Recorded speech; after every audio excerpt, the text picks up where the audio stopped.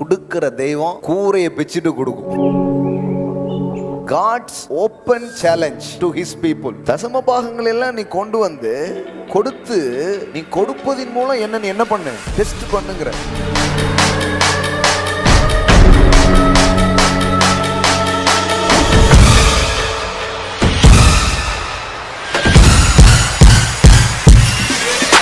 பொதுவா தசம பாகத்தை பத்தி என்ன பேசியிருக்கிறாங்கன்னா, அச்சம் ஊட்டப்பட்டிருக்கிறது. ஒழுங்கா அங்க கொடுத்துரு, கொடுக்கலன்னா ஆஸ்பத்திரியில தான் கொடுப்பேன். உனக்கு யார் ஞானஸ்தானம் கொடுத்தாங்களோ அவங்களுக்கு தான் என்ன கொடுக்கணும், தசம பாகத்தை. இப்பெல்லாம் ரூல்லாம் வச்சிருக்காங்க. சிலர் கேட்கறாங்க எங்க கொடுக்கணும் அப்படின்னு கேட்கறாங்க. அப்ப தசம பாகம் என்பது எப்போ வந்துச்சு? அது மோசேயின் பிரமாணம் வந்த பிறகு உண்டாக்கப்பட்ட ஒன்று அல்ல. அது முதல்ல இருக்குது. என்ன கேட்டா ஏதேன்ல இருக்குன்னு தான் நான் நம்புறேன்.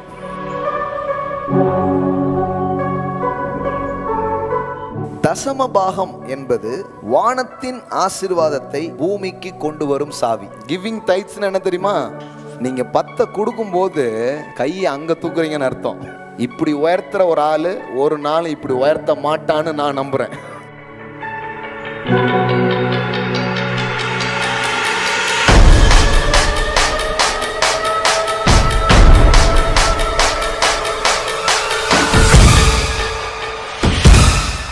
நீ முதன்மையான கொண்டு வருவதன் மூலம் கர்த்தர் மேல உனக்கு இருக்கிற கனத்தை வெளிப்படுத்துகிறாய். சொல்லுங்க, உங்களுக்கு தான் முதல் பத்திரிக்கை. பத்திரிக்கை நிறைய இருக்குது, ஆனா உங்களுக்கு தான். அப்படின்னா என்ன அர்த்தம்? அந்த ஆளை நம்ம கனம் பண்றோம்னு அர்த்தம்.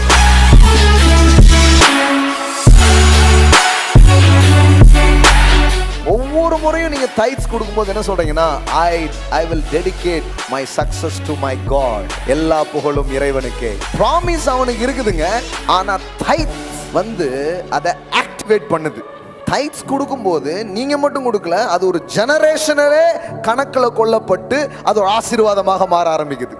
அவருக்கு ஆசை, உன் பர்ஸில் இருக்கிற பணத்தில் நீ வாழக்கூடாது, என் பர்ஸில் இருக்கிற பணத்தில் தான் நீ வாழணும். இந்த ஓப்பன் ஹெவன் அப்படின்னா என்னன்னா, கொஞ்சம் எளிமையாக புரிஞ்சுக்கிற மாதிரி சொல்லணும்னா, கொடுக்குற தெய்வம் கூரையை பிச்சுட்டு கொடுக்கும். ஹல்லேலூயா. இப்போ இந்த மாதிரி நான் வந்து கொஞ்சம் எளிமையாக யூஸ் பண்ணுவேன். உடனே நிறைய பேர் அந்த வசனம் பைபிளில் எங்கே இருக்குமாங்க, நம்ம ஆட்கள் இருக்காங்க பாருங்க. அதுதான் அது. இப்போ இது புரியுது இல்லை? வானத்தின் பலகணிகளை திறந்துன்னா புரிய மாட்டுக்கு. அது ரொம்ப புரிகிற மாதிரி சொல்லணும். இப்படி தான் நான் பேசுகிறேன். சில நேரத்தில் என்ன சொல்லிடுறாங்கன்னா, பாருங்கள் சினிமா டைலாக்ன்றதாங்க. இல்லை, நார்மலாக புரிகிற மாதிரி. அன்னைக்கு வந்து நீதிமொழிகள் ஒரு வசனம் இருக்குது, அடிக்கடி நான் யூஸ் பண்ணுறது. அதில் என்ன போட்டிருக்குது?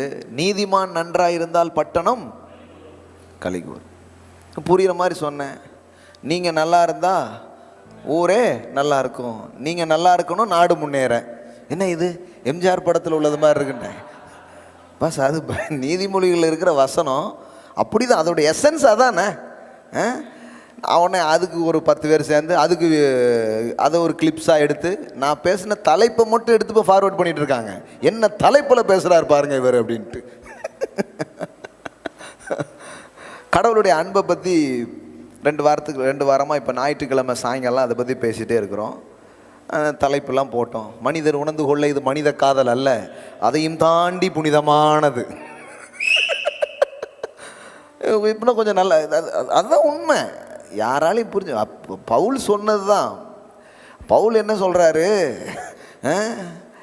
இந்த அறிவில் புத்தி கெட்டாத அன்பு புரியவே மாட்டுக்கு. அதான் சொன்னேன், மனிதன் உணர்ந்து கொள்ள இது மனித காதல், அதை தாண்டி புனிதமானதுன்னு தான் சொல்லியிருக்கிறேன். தேவனுடைய அன்பை தான் சொல்கிறேன் நான். இது அவ அங்கே சொன்னது கமலஹாசன் சொன்னது இல்லைங்க, கர்த்தர் சொன்னதுங்க. ஏன் சினிமாலாம் ஹிட் ஆகுதுன்னா, மக்கள் புரிஞ்சுக்கிற மொழியில் அவங்க பேசுகிறாங்க. நம்ம பேசுகிறது ஒருத்தருக்கு புரிய மாட்டேங்குது. இதில் பாதி அந்நிய பாஷை வேற பேசிடுறோம். அவனுக்கு முழுசுமே அந்நிய பாஷை மாதிரி தான் இருக்குது. ஏற்கனவே ஒன்று பேசுனா அது சுத்தமாக புரியல, அடுத்தால பிரசங்கத்தில் பேசுகிறதும் நிறைய பேருக்கு எப்படி இருக்குது, அந்நிய பாஷை மாதிரி தான் இருக்குது. அப்படி இல்லை பாருங்கள், கொஞ்சம் யதார்த்தமான வார்த்தைகளை பேசணும், கருத்தை தான் கவனிக்கணும். பாருங்களேன், நம்ம ஆட்கள் பாருங்கள், கருத்தை விட்டுட்டு மற்ற காரியங்களுக்கு பெரிய முக்கியத்துவங்களை கொடுத்துட்றாங்க. அப்படி இருக்காதீங்க, கவனிங்க. அப்போ திறந்த வானம்னா என்ன? கடவுள் வந்து உங்களுடைய வாழ்க்கையின் தேவைகளை சூப்பர் நேச்சுரலாக எப்படி சந்திக்கிறாரு, இயற்கைக்கு அப்பாற்பட்ட விதத்தில் கர்த்தர் எப்படி உங்களுடைய பொருளாதாரத்தில் உங்களுக்கு உதவ முடியும், அதை பற்றி ஒரு போதனை. Supernatural favour, supernatural financial breakthroughs, supernatural increase. So இது எல்லாத்தையுமே தேவன் என்ன பண்ணுறாரு, நமக்கு தருகிறார். அப்படிங்கிறது தான் இந்த போதனை பாருங்க. ஆனால் இது பைபிளில் இருக்கிற ஒரு வசனம் தான். ஒரு 2 வசனங்களை ஏற்கனவே நாம் பயன்படுத்திட்டோம். உபாகமத்தில் உள்ளது என்ன பண்ணிட்டோம், யூஸ் பண்ணிட்டோம். அடுத்தது ராஜாக்கள் இருந்து பார்த்தோம் இல்லையா, எப்படி திறக்கப்பட்டது அப்படிங்கிறத படித்தோம். இப்போ மல்கியா புத்தகத்துக்கு நாம் திருப்புவோம். பைபிளில் இருக்கிற லாஸ்ட் புக்ஸ் மல்கியா 3ஆம் அதிகாரம் 10வது வசனத்துக்கு நாம் செல்லுவோம். இதிலிருந்து நாம் இன்னைக்கு சில காரியங்களை கற்றுக்கொள்ள போகிறோம். ஆமென். Thank you Holy Spirit. என் ஆலயத்தில் ஆகாரம் உண்டாயிருக்கும்படி தசம பாகங்களை எல்லாம் பண்டக சாலையில் கொண்டு வாருங்கள்.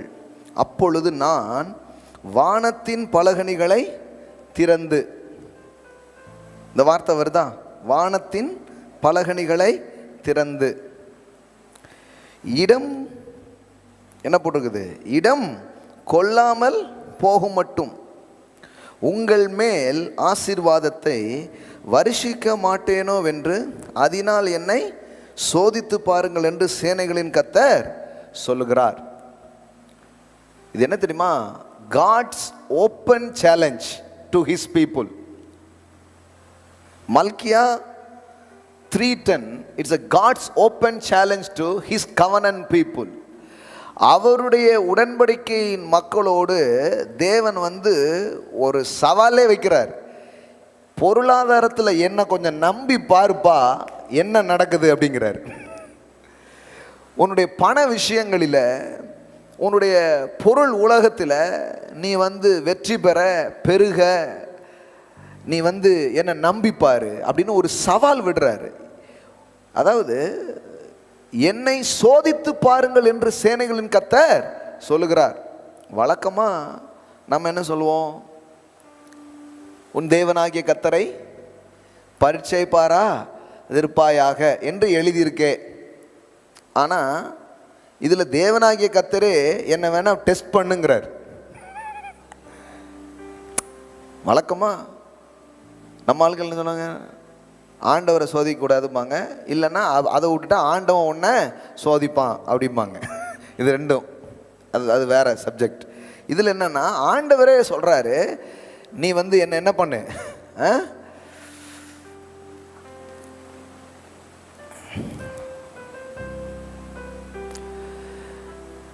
இதனால், அதாவது என்னை சோதித்து பாருங்கள் என்று சேனைகளின் கர்த்தர் சொல்லுகிறார். என்ன நினைக்கிறேன்னா, கடவுளே சவால் இடுறாரு, சேலஞ்ச் பண்ணுறார். என்னை நம்பி நீ இருந்து பார் உன் பொருளாதாரத்தில், அப்போ உன் பொருளாதாரம் எப்படி இருக்கும் அப்படின்னு சொல்கிறார். அப்போ இது இந்த வசனமே கடவுள் நமக்கு முன்னாடி வைக்கிற ஒரு சேலஞ்ச் மாதிரி, ஒரு சவால் மாதிரி. என்ன சவால்? தசம பாகங்கள் எல்லாம் நீ கொண்டு வந்து கொடுத்து, நீ கொடுப்பதின் மூலம் என்ன பண்ணு, டெஸ்ட் பண்ணுங்கிறார். சில நம்பிக்கையான நிறுவனங்கள் தங்கள் பொருட்களை என்ன பண்ணுறாங்கன்னா ரொம்ப சேலஞ்ச் பண்ணி விற்பாங்க. பார்த்துருக்கீங்களா நீங்கள்? இல்லைன்னா நீங்கள் ரிட்டர்ன் பண்ணிடலாமாங்க, இல்லைன்னா பணம் திரும்ப அப்படிம்பாங்க. ஒன்றும் பெரிய பெரிய நிறுவனம் மட்டும் இல்லை, சில நேரத்தில் இந்த குடம் நல்லா இருக்குமான்னா அந்த குடத்தை எடுத்து நங்குன்னு குத்தி காமிச்சிடுறான். சார் இந்த சேரு வந்து நல்லா இருக்குமானா வளைச்சி கிளச்சி எல்லாம் வந்து இல்லைன்னா திரும்ப சார்னு தன்னுடைய ப்ராடக்டை குறித்து அவ்வளோ ஒரு நம்பிக்கையும் சவாலையும் என்ன பண்ணுறாங்க, எடுக்கிறாங்க. எங்கள் இது தப்பு நிரூப பண்ணிங்கன்னா இவ்வளோ பணம் நாங்கள் எக்ஸ்ட்ரா தரோம் அப்படின்னு சொல்கிறவங்களாம் இருக்கிறாங்க. அப்போ மனிதர்கள் பாருங்கள் டெஸ்ட் பண்ணுறதுக்கு அவ்வளோ அலோவ் பண்ணுறாங்க. தேவன் வந்து அதில் ஏமாத்தித்தனமும் கொஞ்சம் கலந்துருக்கும். ஆனால் தேவன் வந்து இங்கே என்ன பண்ணுறாரு, ஓப்பனாக மனுஷனை கூப்பிட்டு சவால் இடுறாரு. என்ன சொல்கிறாரு, நீ பொருளாதார காரியங்களிலே என்னை நம்பி என்னை சார்ந்து கொள்வதன் மூலம் நீ என்ன டெஸ்டே பண்ணு, என்னை சோதிச்சு பாரு அப்படிங்கிறார். என்னை நம்பிப்பார், என்னை விசுவாசித்து இந்த காரியங்களெல்லாம் நீ செஞ்சு பாரு, அப்புறம் என்ன நடக்குது அப்படிங்கிறார். கடவுள் பாருங்கள் எவ்வளோ ப்ராக்டிக்கலாக இருக்கிறார் பாருங்களேன். ஒரு சில பேருக்கு ஐயோ நம்பி இறங்கலாமா செய்யலாமா அப்படிங்கிற மாதிரி இருக்கும். கடவுள் சொல்கிறாரு வேணா டெஸ்ட் பண்ணி பாரு அப்படிங்கிறார். டெஸ்ட் பண்ணிவிட்டு ஃபாலோ பண்ணி இந்த சாய்ஸ்லாம் கொடுக்க முடியும். இப்போ கடவுள் இப்படி சொல்ல வேண்டியதில்லை, செய்கிறியா இல்லையா, இப்போ பண்ணுறியா இல்லையா, இப்படி பேச முடியும், பேசலாம். ஆனால் அவர் என்ன சொல்கிறாரு, என்ன பண்ணிப்பார், டெஸ்ட் பண்ணி பாருங்கிறார். அவ்வளோ அற்புதமான ஒரு காரியம் இது. இதனுடைய மேன்மையை நாம் பேச போகிறோம் இன்னைக்கு. நிறைய காரியங்கள் இந்த ஒரு வசனத்துக்குள்ளே பல விஷயம் அப்படியே புதஞ்சிருக்குது, தோண்டி எடுக்க போகிறோம் பாருங்கள். அப்போ சிம்பிளாக முதல்ல சொல்லிவிட்டு அதுக்கப்புறம் நான் பேச ஆரம்பிச்சிட்டா ஈஸியாக இருக்கும். தசம பாகம் என்பது வானத்தின் ஆசீர்வாதத்தை பூமிக்கு கொண்டு வரும் சாவி. ஆமென். Tithing is a key to open heaven. தசம பாகம் என்பது வானத்தின் ஆசீர்வாதத்தை பூமிக்கு கொண்டு வருகிற ஒரு சாவியாக இந்த வேதவசனம் நமக்கு சொல்லுகிறது. இது கொஞ்சம் ஆழமாக பார்க்கலாம், ஏன்னா இதில் நிறைய விஷயம் இருக்குது. சிலருக்கு அந்த வார்த்தையே ரொம்ப அஃபண்டாக இருக்கும், அந்த மாதிரி யூஸ் பண்ணியிருப்பாங்க. அதை கேட்டாலே ஒரு மாதிரி இருக்கும், தச்சம்மா பார்க்கம்மா அப்படிங்கிற மாதிரி. அது ஒரு அஃபண்டட் வேர்டாக பயன்படுத்தியிருக்கிறாங்க. ஆமாம். ஸோ இன்றைக்கி கொஞ்சம் தெளிவாக நம்ம பார்க்க போகிறோம். கிருபையின் கண்ணோட்டத்துக்கு கீழே இருந்து பார்க்க போகிறோம். தேவனுடைய அன்பின் வெளிச்சங்களுக்குள் நின்று கொண்டு இதை நாம் கவனிக்க போகிறோம். முதல்ல இந்த சில வார்த்தைகளுக்கான சில விளக்கத்தை நான் கொடுத்துட்டு அப்புறமா சொல்ல விரும்புகிறேன். என் ஆலயத்தில் அப்படின்னு இருக்குது, ஒரு இடத்தை அவர் குறிப்பிடுகிறார். என் ஆலயத்தில், என் ஆலயத்தில் அப்படின்னு சொல்கிறாரு. அதாவது ஒரு இடம் எங்கே கொண்டு வரணும் அப்படிங்கிறாரு. எங்கே கொண்டு வரணும் அப்படின்னு என்ன பண்ணுறாரு, சொல்கிறார். சிலர் கேட்குறாங்க எங்கே கொடுக்கணும் அப்படின்னு கேட்குறாங்க. ரொம்ப சிம்பிள். எங்கே உங்கள் ஆவிக்குரிய ஆகாரம் உங்களுக்கு உண்டாகிறதோ அங்கு அதை கொண்டு செல்ல வேண்டும். ஆமென். அன்னைக்கு ஒருத்தர் சொன்னார், இல்லைங்க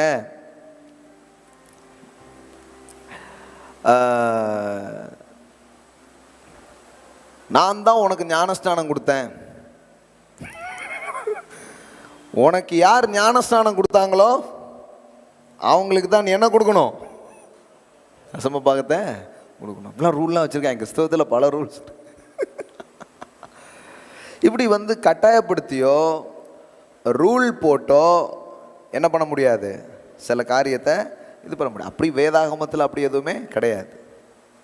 நானும் எத்தனை பேருக்கு ஞானஸ்நானம் கொடுத்துருக்கேன், அவங்கள்ட்ட இருந்தெல்லாம் எனக்கு நான் வாங்குறேன்லாம் சொல்ல முடியாது. கொடுக்காத எவ்வளோ பேர் எனக்கு கொடுக்குறாங்க.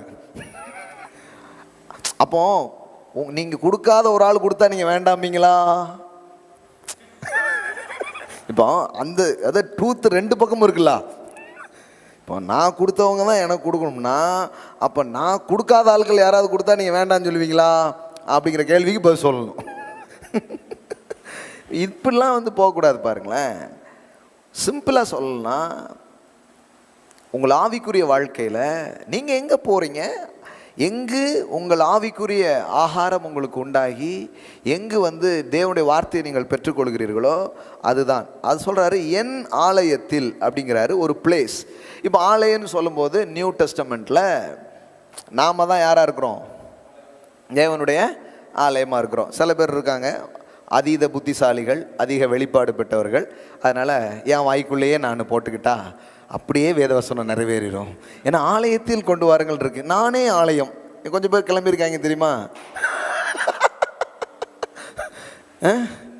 நானே தேவனுடைய ஆலயம், நானேன்னு செல்ல வேண்டும் ஆலயம். இது ரொம்ப நல்லா இருக்கே அப்படின்னு ஒரு லைஃப் என்ன பண்ணுறாங்க, வாழ்கிறாங்க. அப்படி இல்லை பாருங்களேன். தேவன் எப்போவுமே இந்த கேதரிங் இந்த கூடுகை என்பதை வேண்டான்னு தேவன் எப்போவுமே என்ன பண்ணல, சொல்லலை. சொல்லப்போனால் சபை கூடி வருதலை விட்டு விடாதீர்கள், அன்புக்கும் நற்கிரியைக்கும் ஒருவர் ஏவுபடி. சபை என்பது தேவன் ஏற்படுத்தின ஒரு பிளான். Is gathering. சகோதரர்கள் ஒருமித்து வாசம் பண்ணுவது எத்தனை இன்பமும் எற்றதுமா இருக்கிறது அப்படின்னு நம்ம சொல்லிட்டோம். இப்போ 2-3 மாதமாக சோசியல் டிஸ்டன்ஸ், பிரிந்திருப்பது எத்தனை இன்பமும் ஏற்றதுமா இருக்கிறது அப்படிங்கிற மாதிரி ஒரு நிலவரம் கலவரம்லாம் முடிஞ்சு இப்போ வந்து வேறு வழியே இல்லை, சேர்ந்து போங்க அப்படின்னு என்ன பண்ணிட்டாங்க அப்படின்னு இப்போ என்ன பண்ணிட்டாங்க, விட்டாங்க. அப்போ வந்து ஒரு பிளேஸோ ஒரு இடமோ அன்றைக்கு ஆலயமாக இருந்தது, இன்றைக்கு தேவன் நம்மையே ஆலயமாக ஆக்கிட்டார். அதில் எந்த மாற்று கருத்தும் கிடையாது. ஆனால் நாம் சபைக்கு செல்லுகிறோம். நாம் ஆலயம் எங்கே போகுது? சபைக்கு. சபை என்று சொன்னால் கட்டடம் அல்ல, கேதர் ஆகிற ஒரு இடம். அப்போ அங்கே தேவன் வந்து இன்றைக்கு அதற்கான ஸ்தானத்தை அவர் என்ன பண்ணுறாரு, கொடுக்குறாரு. சிலர் வந்து இந்த சர்ச்சு ஆலயம் இதுக்கெல்லாம் எதிராக ஏதாவது பேசிக்கிட்டே இருப்பாங்க பாருங்களேன். அப்படி கிடையாது. கர்த்தர் என்றைக்குமே தேவனுடைய ஜனங்கள் கூடி இருப்பதை, ஒன்றாய் இருப்பதை, ஒன்றாய் தொழுது கொள்வதை, கூடி வருவதை, ஒருத்தர் அன்புக்கும் நற்கிரியைக்கும் ஏவுகிறதை அவர் மாற்றவே இல்லை.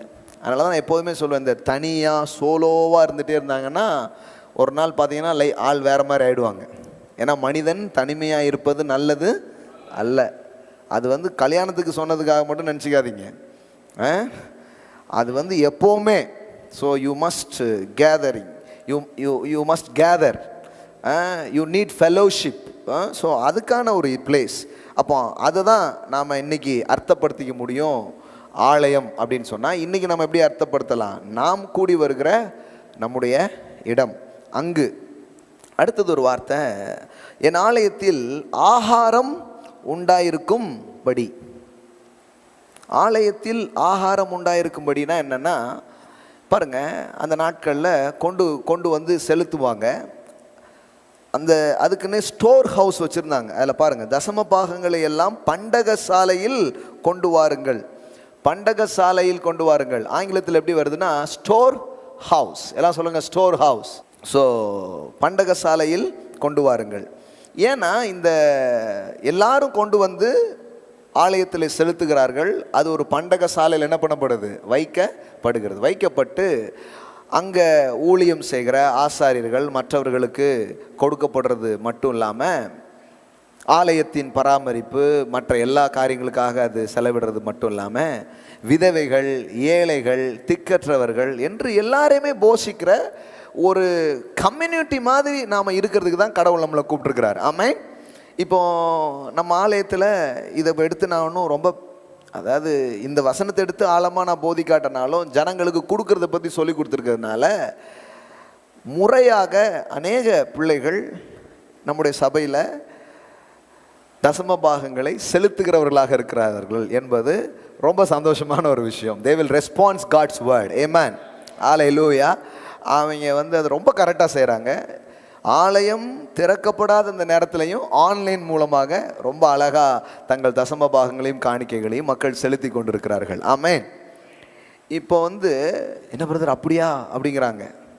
நாங்கள் போய் கேட்டாலே இல்லைங்காங்க. நீங்கள் இருக்குற இடத்துக்கே வருதா அப்படின்னா வருது. ஏன்னா நாம் வந்து பயமுறுத்துகிறது நிமித்தம் இது நடக்காது. நாம் தேவனுடைய சத்தியத்தின் காரியத்தை மக்களுக்கு போதிப்பதின் மூலம், அவர்களுக்கு ஒரு வெளிப்பாடு உண்டாகிறதின் மூலம் அவர்கள் அதை தொடர்ந்து செய்ய ஆரம்பிப்பார்கள்.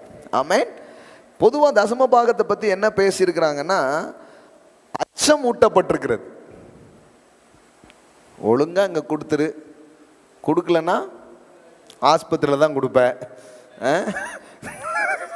இல்லைன்னா வேறு ஏதாவது அனாவசிய செலவு உனக்கு வந்துடும். அவன் பார்க்குறான், பில்லு ரொம்ப ஜாஸ்தி ஆயிரும், பெசாட்டி ஆண்டவருக்கே பில்லை கட்டிடுவோம், 10% தானே கேட்காரு அப்படின்னு பயத்தில் பண்ணுறாங்க. அப்படி செய்யும்படி நாம் அழைக்கப்படவில்லை. அப்படி செய்யும்படி மக்களுக்கு நாம் போதிக்கிறதும் இல்லை. இது ஒரு நோக்கம் இருக்குது. என் ஆலயத்தில் ஆகாரம் உண்டாயிருக்கும்படி தசம பாகங்கள் எல்லாம் பண்டக சாலையில் கொண்டு வாருங்கள் அன்னைக்கும் புதிய ஏற்பாட்டு சபையிலையும் பாருங்க, மக்கள் ஏராளமாக கொண்டு வந்து அப்போஸ்தலர்கள் பாதப்படியில் வைக்கிறாங்க. நிலங்களையும் பொருட்களையும் கொண்டு வந்து வைக்கிறாங்க. கடைசியில் புதிய ஏற்பாட்டு சபை தான் நான் சொல்கிறேன், கொண்டு வந்து வைக்கிறாங்க. அப்படி வைக்கப்பட்ட போது அங்கு அதற்குன்னு ஆட்கள் எல்லாம் என்ன பண்ணுறாங்க, நியமித்து ஏழைகள் திக்கற்றவர்கள் எல்லாரும் விசாரிக்கப்படுறாங்க. இப்போ பாருங்கள், நம்ம இதை போதித்து ஜனங்கள் இப்படி முறையாய் சபையில் தைத்தெல்லாம் தாண்டி விதைக்கிறாங்க நம்ம சபையில். அதான் பெரிய விஷயம். 10ங்கிறதுலாம் தாண்டி எவ்வளோ நாள் ஆயிடுச்சு. இப்போ நம்ம போதிக்கிறோம் ஆன்லைன் மூலமாக உலகமெங்கும் இருக்கிற மக்களுக்கு சொல்லித்தர்றதுனால எல்லாருக்கும் இந்த சத்தியம் தெரியணுங்கிறதுக்காக என்ன பண்ணுறோம், டீச் பண்ணுறோம். ஸோ 10லாம் இல்லை, அதை தாண்டி 50, 60, 70 போய்கிட்டே இருக்கிறாங்க. ஒவ்வொருத்தரும் ஒவ்வொரு லெவலில் விதைச்சிட்டு இருக்கிறாங்க. ஆமாம். ஆனால் தசம பாகம்னா 10% தான், சரிங்களா? அதை தாண்டி நாம் கொடுப்பதுக்கு பேர் விதைத்தல் என்று அர்த்தமாக இருக்கிறது. டைதிங் மீன்ஸ் அது என்ன தெரியுமா? அதனால தான் தசம பாகம் கர்த்தருக்குரியது. தசம பாகம் கர்த்தருக்குரியது. The tithing is belong to God. Amen. அது அவருக்குரியதை நாம் என்ன பண்ணுறோம், செலுத்துகிறோம். இன்னும் சொல்லப்போனால் முதற் பலன்கள் எல்லாம் தேவனுக்குரியதாக இருக்கிறது. ஃபர்ஸ்ட் ஃப்ரூட்ஸ், நம் வருமானத்தில் முதல் 10 அப்படி நம்ம எடுக்கிறோன்னு வச்சுக்கோங்களேன். அப்படின்னா என்ன, அதுக்கு பேர் ஃபர்ஸ்ட் ஃப்ரூட், முதற் பலன். அதை நம்ம தேவனுக்கு கொடுக்குறோம். ஏன்னா தேவனும் நம்மளும் என்ன தான் மாறுறோம், ஒரு பார்ட்னர், ஒரு பங்காளர் மாதிரி. ஆனால் இந்த பங்காளர் 10 தான் கேட்குறாரு. ஆமென். ஜஸ்ட் 10%, 10 தான் என்ன பண்ணுறோம், கொடுக்குறோம். லேவியராகமம் 27:30 இந்த வசனம் இருக்கிறது, நீங்கள் குறித்து கொள்ளலாம். தேசத்திலே நிலத்தின் வித்திலும் விருட்சங்களின் கனியிலும் தசமபாகம் எல்லாம் கர்த்தருக்கு உரியது, அது கர்த்தருக்கு பரிசுத்தமானது. எல்லாம் சொல்லுங்க, கர்த்தருக்கு உரியது, அது கர்த்தருக்கு பரிசுத்தமானது. நான் மறுபடியும் சொல்லிட்டேன், இது ஃபோர்ஸ் கிடையாது. நீ செலுத்தாவிட்டால் அதெல்லாம் பேசல. I am speaking God's word. அந்த ரெவலேஷன் உங்களுக்கு உண்டாகுதா, ஆவியானவருடைய உதவியோடு அதை நீங்கள் என்ன பண்ணலாம், பெற்றுக்கொள்ளலாம். Leviticus 27:30, okay, 27:30. தசமபாகம் எல்லாம் கர்த்தருக்கு உரியது, அது என்னுடைய ஷேர் அப்படிங்கிறார், அது என்னுடைய பங்கு. நீ அதை என்ன பண்ணலாம், அது எனக்கு நீங்கள் செலுத்துற. அதுக்கப்புறம் நம்ம எவ்வளோ நம்ம கொடுக்குறோம் பாருங்களேன். விதைத்தல் அப்படின்னு ஒன்று இருக்குது. ஸ்தோத்திரத்தில் செலுத்துகிறோம், நன்றி உணர்வில் செலுத்துகிறோம், விசுவாசத்தோடு நாம் விதைக்கிறோம். சிலருக்கு கொடுக்குற அழைப்பே அநேகருக்கு இருக்கிறது. அதனால் அவங்க கொடுக்கறது தான் அவங்க வேலையே. புரியுது உங்களுக்கு? காலிங் என்ன தெரியுமா, கிவிங் தான். அவங்கெல்லாம் இப்படி தைத்து கொடுத்துட்டு இருக்க மாட்டாங்க, அவங்க தைத்தில் தான் வாழ்வாங்க. 90% மேலே கொடுத்துட்டு இருப்பாங்க. ஏமேன். ஏன்னா அது ஒரு அழைப்பு. எல்லாருக்கும் அப்படி இல்லை. இப்போ இன்னும் சொல்கிறேன் நான், நீங்கள் தசமபாகம் கொடுக்காதனால கடவுள் உங்களை கைவிட்டுருவார், நீங்கள் நரகத்தான் போவீங்க, அந்த பிரசங்கத்தை என்ன பண்ணுறதுக்கு வரல நான். தேவனை எப்படி நீங்கள் இன்னும் சார்ந்துக்க முடியும் உங்கள் பொருளாதாரத்துக்காக? கர்த்தரை நீங்கள் எப்படி நம்பலாம்? கர்த்தரே ஒரு காரியத்தை குறித்து சவாலாக பேசுகிறாருன்னா நாம் ஏன் அதை கவனிக்கக்கூடாது? அப்படிங்கிறது அடிப்படையில் தான் இந்த போதனையை நான் செய்கிறேன். அப்போ எல்லாம் கர்த்தருக்கு உரியது, அதனால் நம்ம செலுத்துகிறோம். அதனால் பண்டக சாலையில் கொண்டு வாருங்கள் அப்படிங்கிறார். அப்போது முதல்ல ஒரு பிளேஸ், ஒரு இடம் இருக்குது. அந்த இடத்துல ஆகாரம் உண்டாயிருக்கும்படி எல்லாத்தையும் என்ன கொண்டு எங்கே செலுத்துகிறோம், பண்டக சாலையில் செலுத்துகிறோம். இப்போ நம்ம இதை போதிச்சதுனால பாருங்கள், மக்கள் இது ஒரு கம்யூனிட்டி மாதிரி உருவாகி ஸ்டோர் ஹவுஸ் அப்படின்னு இருக்குது.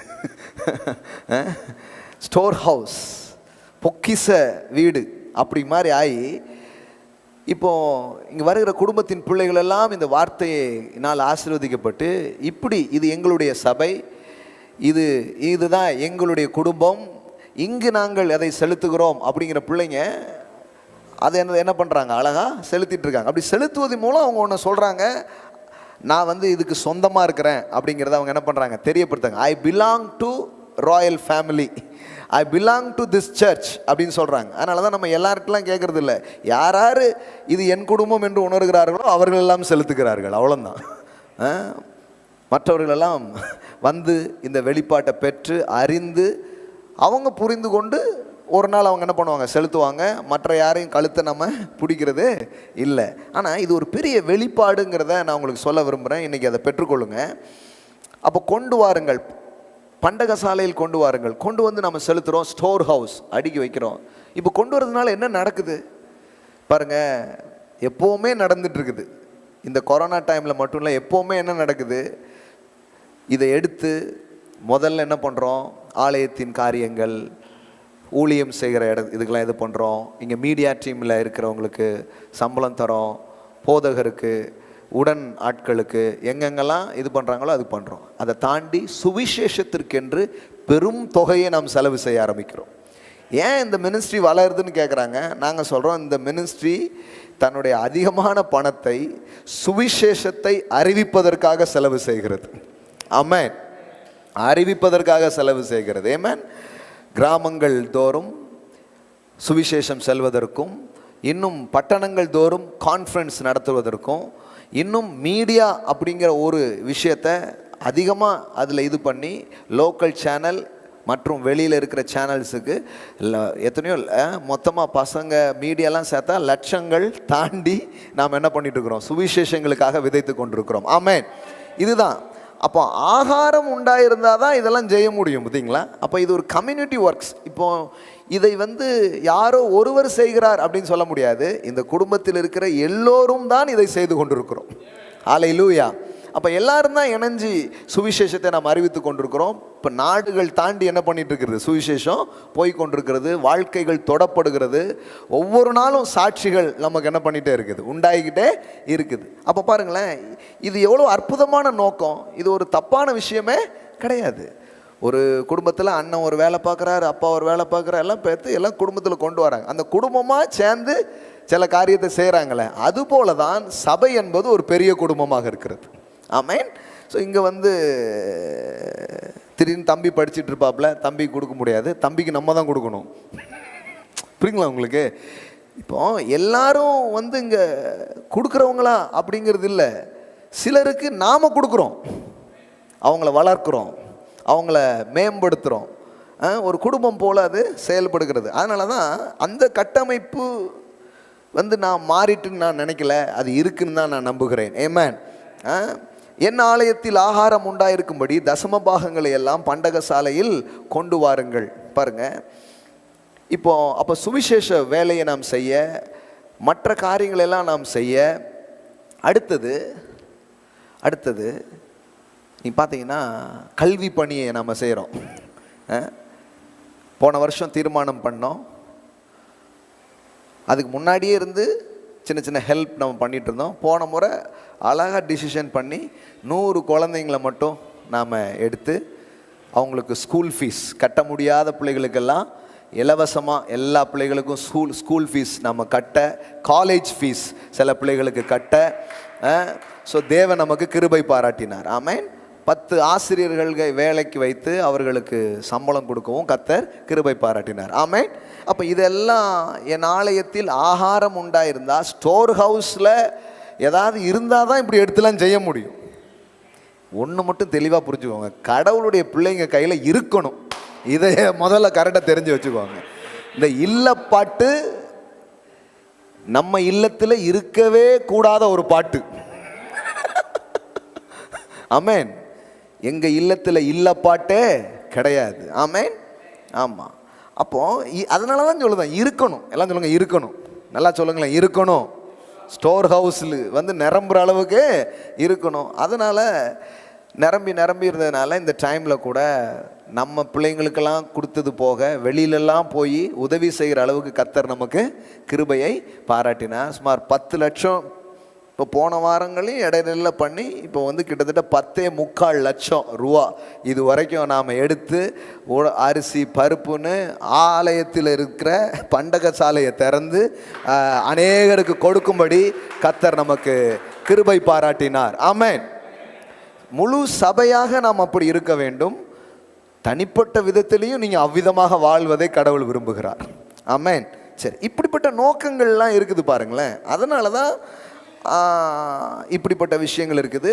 புதிய ஏற்பாட்டிலையும் சபைக்கு பவுல் சொல்லும்போது விதவைகளை போஷிக்கிறது, திக்கற்றவர்களை நினைவு கூறுறது இதெல்லாம் அவசியம் அப்படின்னு சொல்லிட்டு சொல்கிறாங்க. ஸோ இது போக நாம் சில பிள்ளைங்களுக்கு இன்வெஸ்ட்மெண்ட்டுக்கு பல விதங்களில் நாம் என்ன பண்ணிகிட்டே இருக்கிறோம், அதை செய்து கொண்டே இருக்கிறோம். ஓகே, அப்போ ஆலயத்தில் கொண்டு வருவதும் ஆலயத்தில் ஒரு பண்டகசாலை இருந்து செய்வதும் இன்னைக்கு ஒன்றும் மாறவே இல்லை. இன்றைக்கும் அது செயல்பட்டு கொண்டு தான் இருக்கிறது. அடுத்தது இதில் வார்த்தையை தான் நான் முதல்ல உங்களுக்கு விளக்கிட்டு இருக்கிறேன். ஆலயம் சொல்லிட்டேன், ஆகாரம் சொல்லிட்டேன். அடுத்தது தசம பாகங்களை எல்லாம் சொல்லுங்கள், ஆல் டைட்ஸ். முதல்ல தசம பாகம்னா என்ன? 10% நீ கொண்டு வரும்போது எப்படி கொண்டு வா? ஆல் டைட்ஸ், தசம பாகங்களை எல்லாம். தசம பாகத்தை அதை பல பாகமாக்கி அப்படி சொல்ல, அதுக்கு பேர் சோயிங் அண்ட் ரீப்பிங், அது வேற. நீங்கள் விதைங்க. ஆனால் தசம பாகங்களை எல்லாம் எங்கே கொண்டு வாங்க?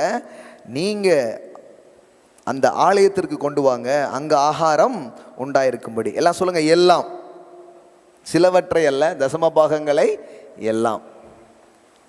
அடுத்தது பண்டக சாலையிலே கொண்டு வாருங்கள். போய் களஞ்சியத்தில் கொண்டு வைங்கிறாங்க.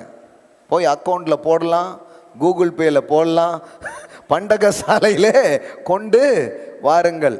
இந்த வார்த்தையை ரொம்ப அற்புதமான ஒரு வார்த்தை, கொண்டு வாருங்கள். எல்லாம் சொல்லுங்கள், கொண்டு வாருங்கள். கொடுங்கள் என்பதற்கும் கொண்டு வாருங்கள் என்பதற்கும் பெரிய வித்தியாசம் இருக்குது. அதாவது ஆங்கிலத்தில் எப்படி வருது? bring all the tithes into the storehouse. bring அப்படின்னு இருக்குது, give அப்படின்னு போடல, எப்படி போட்டுக்குது? bring. give அப்படி சொல்ல. தசம பாகத்தை கொடுங்கள் அப்படின்னு சொல்ல, தசம பாகத்தை என்ன பண்ணுங்க? கொண்டு வாருங்கள். It's not giving, it's bring. கொண்டு வர்றது. ஏன்னா இது கனமாக மரியாதையாக எங்கேயோ சிலர் அப்படியே பழக்கி வச்சுட்டாங்கன்னா, பாஸ்டர் வீட்டில் வாங்குவார். தசம பாகங்களை கொண்டு வாருங்கள். கொண்டு வாருங்கள், bring tithes அப்படிதான் இருக்கு. அது கிவிங்கே கிடையாது, அது அவருக்குரியதை நீங்க என்ன பண்றீங்க? கொண்டு வர்றீங்க. அவருக்குரியதை நீங்க கொண்டு வர்றீங்க, அதுக்கு பேர் தான் tithes. It's not giving. அதனால தான் bring all the tithes into the storehouse அப்படிங்கிறாரு. ஓகே, அடுத்தது கொண்டு வாருங்கள். அப்பொழுது இதுதான் ஸ்டார்ட் பண்ண போகிறோம். போய் வாங்கணும்லாம் சொல்ல, கொண்டு வாருங்கள்னு ஜனங்களுக்கு சொல்லி தரணும். ஆமாம் ஆமாம். போய் எவ்வளோ பேர்ட்ட வாங்க,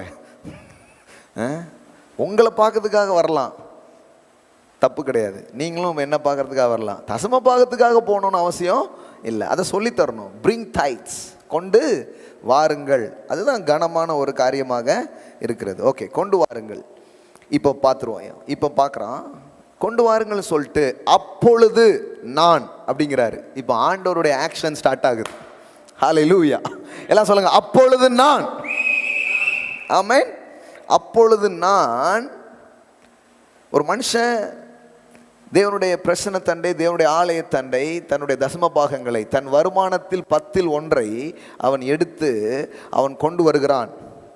கொண்டு வந்து அவன் செலுத்தும் பொழுது பரலோகமே அதை உற்று கவனிக்கிறது, தேவனே அதை உற்று கவனிக்கிறாரு. பரலோகம் அதுக்கு ரெஸ்பான்ஸ் பண்ணுது. என்ன ரெஸ்பான்ஸ் பண்ணுது? அப்பொழுது நான் வானத்தின் பலகணிகளை திறந்து இடங்கொள்ளாமல் போகும் மட்டும் உங்கள் மேல் ஆசீர்வாதத்தை வருஷிக்க மாட்டேனோ என்று அதனால் என்னை சோதித்து பாருங்கள் என்று சேனைகளின் கர்த்தர் சொல்லுகிறார். ஆமென்.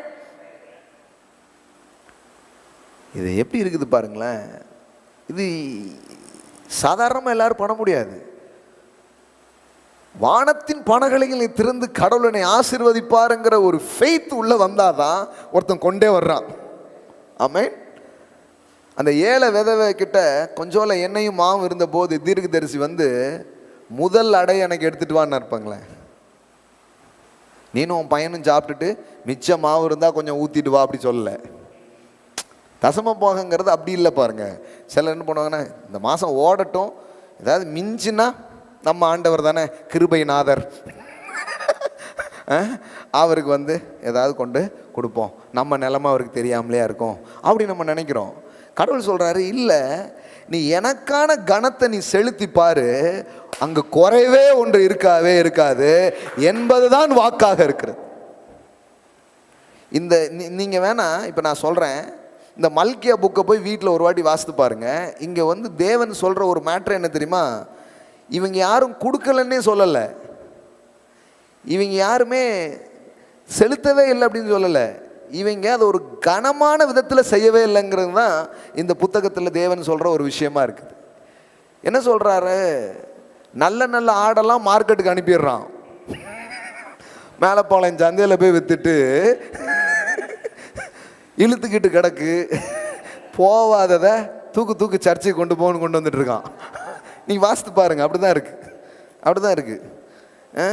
பாருங்க, 1வது அதிகாரம் 8வது வசனம் பாருங்க. நீங்கள் கண் ஊனமானதை பலியிட கொண்டு வந்தாலும் அது பொல்லாப்பல்ல, நீங்கள் கால் ஊனமானதையும் நசல் பிடித்ததையும் கொண்டு வந்தாலும் அது பொல்லாப்பல்ல என்கிறீர்களே.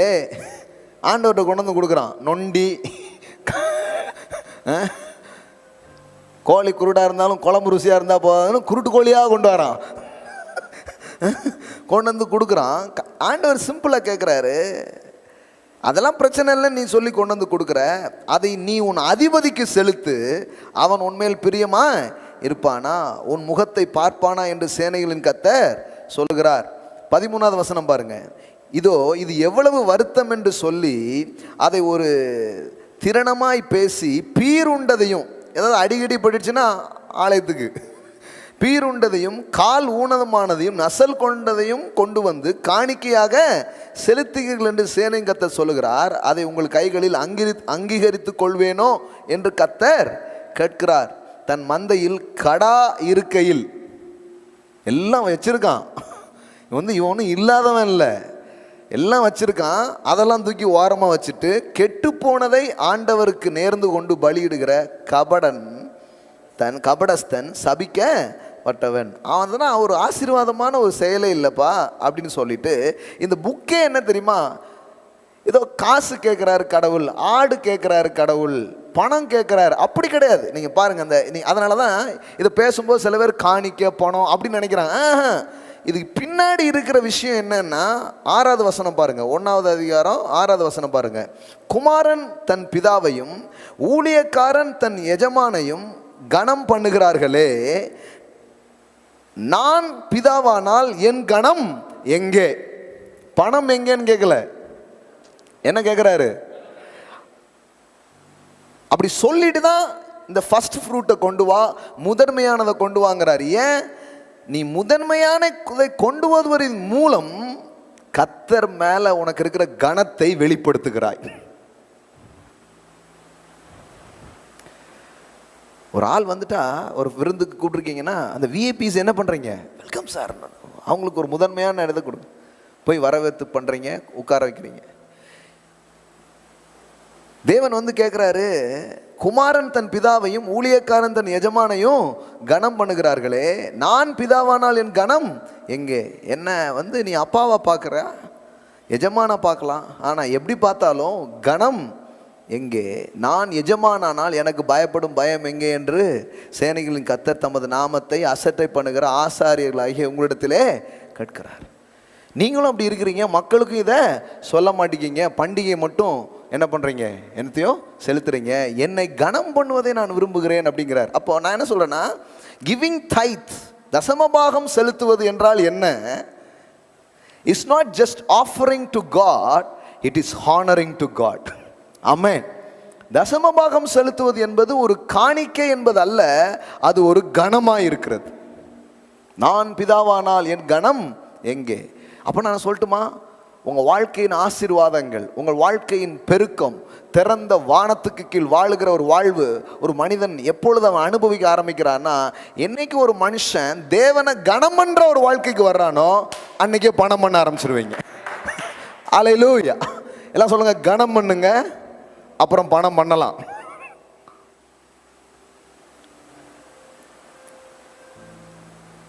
இது வந்து எந்த அச்சமும் இல்லை.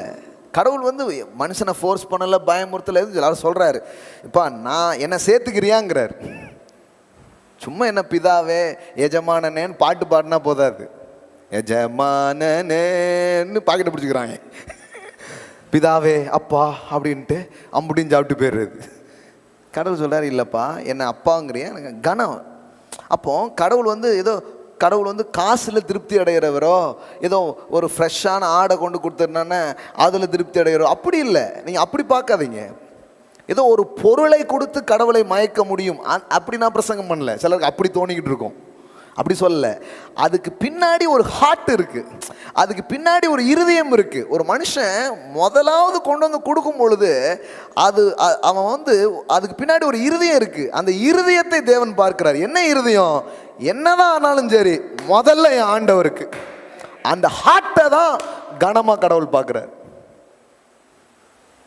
சில சொன்னாங்களா, உங்களுக்கு தான் முதல் பத்திரிக்கை. பத்திரிக்கை நிறைய இருக்குது, ஆனால் உங்களுக்கு தான். அப்படின்னா என்ன அர்த்தம்? அந்த ஆளை நம்ம கனம் பண்ணுறோன்னு அர்த்தம். ஆனால் பழைய நாட்களில் நான் பார்த்துருக்குறேன், என்ன காசு வந்தாலும் முதல்ல எடுத்து வச்சுருவாங்க. ஆலயத்துக்கு பிறகு தான் போவோம், ஆனால் முதல்ல எடுத்து அதை வச்சுருவாங்க. ஏன்? அதுக்கப்புறம் தான் அடுத்தது, அதுக்கப்புறம் தான் நெக்ஸ்ட். இது வந்து சின்னதோ பெருசோ, நான் சொல்கிறேன், தேவனுடைய வார்த்தையின் அடிப்படையில் இதை பயிற்சி பண்ணி பாருங்க, இதை செஞ்சு பாருங்க. ஆண்டவர் சொல்றாரு, அப்பொழுது நான் வானத்தின் பலகணிகளை திறந்து இடங்கொள்ளாமல் போக மாட்டோம், உன் மேல ஆசீர்வாதத்தை வருஷிக்கிறேனா இல்லையான்னு என்ன டெஸ்ட் பண்ணிக்கோங்கிறார். என்ன சோதிச்சு பாரு அப்படிங்கிறார். சவால் பாருங்க கடவுள். அப்போ இது வந்து ஒரு கனத்தின் அடையாளமாக இருக்கிறது. எல்லாம் சொல்லுங்க, தசமபாகம் என்பது கனத்தின் அடையாளமாக இருக்கிறது. ஆமென். It's honouring to God. அப்பொழுது நான் வானத்தின் பலகணிகளை திறந்து இடங்கொள்ளாமல் போக மட்டும். பா, வானத்தின் பலகணிகள் என்று இந்த வார்த்தை வருகிறது பாருங்க. இதுதான் ஆங்கிலத்தில் எப்படி வருது? The flood gate of heaven அப்படின்னு வருது. Flood gate. ஃப்ளட் கேட்னா என்னன்னா மதகு. வானத்தின் மதகுகளை நான் திறந்து. மதகுங்கிறதே டேம்ல இருக்கும், தண்ணியை தேக்கி வை, மதகு.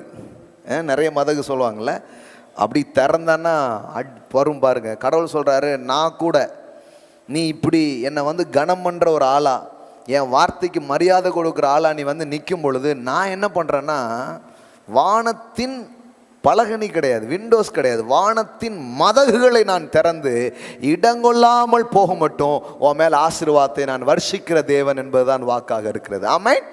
ஹல்லேலூயா. எல்லாம் சொல்லுங்க, வானத்தின் மதகுகள் எனக்காக திறக்கப்படுகிறது. ஆமென். அதனால தான் நான் பிகினிங்லேயே சொல்லிட்டேன், தைதிங் தசமபாகம் என்பது என்ன? வானத்தின் ஆசீர்வாதத்தை பூமிக்கு கொண்டு வரும் சாவி. எல்லாம் சொல்லுங்க, வானத்தின் ஆசீர்வாதத்தை பூமிக்கு கொண்டு வருகிற சாவி. என்னங்க இதை எப்படி கிருபையின் அடிப்படையில் எப்படி இதை புரிஞ்சுக்கிறது? இயேசுதான எல்லா ஆசீர்வாதத்துக்கும் வாய்க்கால், இயேசுதான எல்லா ஆசீர்வாதத்துக்கும் ஊற்று. அப்புறம் இது எப்படி புரிஞ்சுக்கிறதுன்னு கேட்குறாங்க. நான் அதையும் சேர்த்து உங்களுக்கு விளக்க விரும்புகிறேன். ஏன்னா இதில் நீ கொண்டு வந்து கொடு, அப்பொழுது நான் அப்படிங்கிறார்.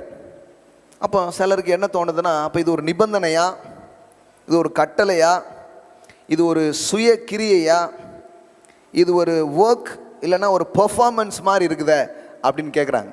முதல்ல ஒன்று தெரிஞ்சுக்கோங்க, தசமபாகம் என்பது நியாய பிரமாணத்தில் உட்பட்ட ஒரு காரியம் அல்ல. தைத் இஸ் நாட் அண்டர் த லா. எப்படிங்க சொல்றீங்க? தசமபாகம் என்பது நியாய பிரமாணத்தின் காலத்தில் உருவாக்கப்பட்ட ஒன்று அல்ல. நியாய பிரமாணத்தின் நேரங்களில் அது ஒரு கட்டளையாக கொடுக்கப்பட்டு அப்போ வந்த ஒரு பிரமாணம் அது கிடையாது. அப்போ தசமபாகம் என்பது எப்போ வந்துச்சு? இதை செலுத்துகிற ஒரு காரியம் எப்போ இது ஏற்பட்டுச்சு? அப்படின்னா நீங்கள் பார்த்தீங்கன்னா வேதாகமத்தை திருப்பிக்கோங்க. Thank you Jesus, thank you Jesus. ஆதியாகமம் 14:18 பாருங்க. அன்றியும் உன்னதமான தேவனுடைய ஆசாரியனாய் இருந்த சாலேமின் ராஜாவாகிய மெல்கிசேதேக்கு அப்பமும் திராட்சரசமும் கொண்டு வந்து அவனை ஆசீர்வதித்து, வானத்தையும் பூமியையும் உடையவராகிய உன்னதமான தேவனுடைய ஆசீர்வாதம் ஆபிரகாமுக்கு உண்டாவதாக, உன் சத்துருக்களை உன் கையில் ஒப்பு கொடுத்த உன்னதமான தேவனுக்கு ஸ்தோத்திரம் என்று சொன்னான். இவனுக்கு, யாருக்கு? இந்த மெல்கிசேதேக்குக்கு, தன்னை ஆசீர்வதித்த இந்த ஆசாரியனுக்கு, தனக்கு வார்த்தையை சொன்ன இந்த ஆசாரியனாக இருந்த மெல்கிசேதேக்குக்கு, இவனுக்கு ஆபிராம் எல்லாவற்றிலும் தசமபாகம் கொடுத்தான். ஹல்லேலூயா. ஆபிரகாம் வாழ்ந்த காலம் எப்போ? நியாயப்பிரமாணத்தின் எத்தனையோ வருஷத்துக்கு முந்திய ஒரு காலம்.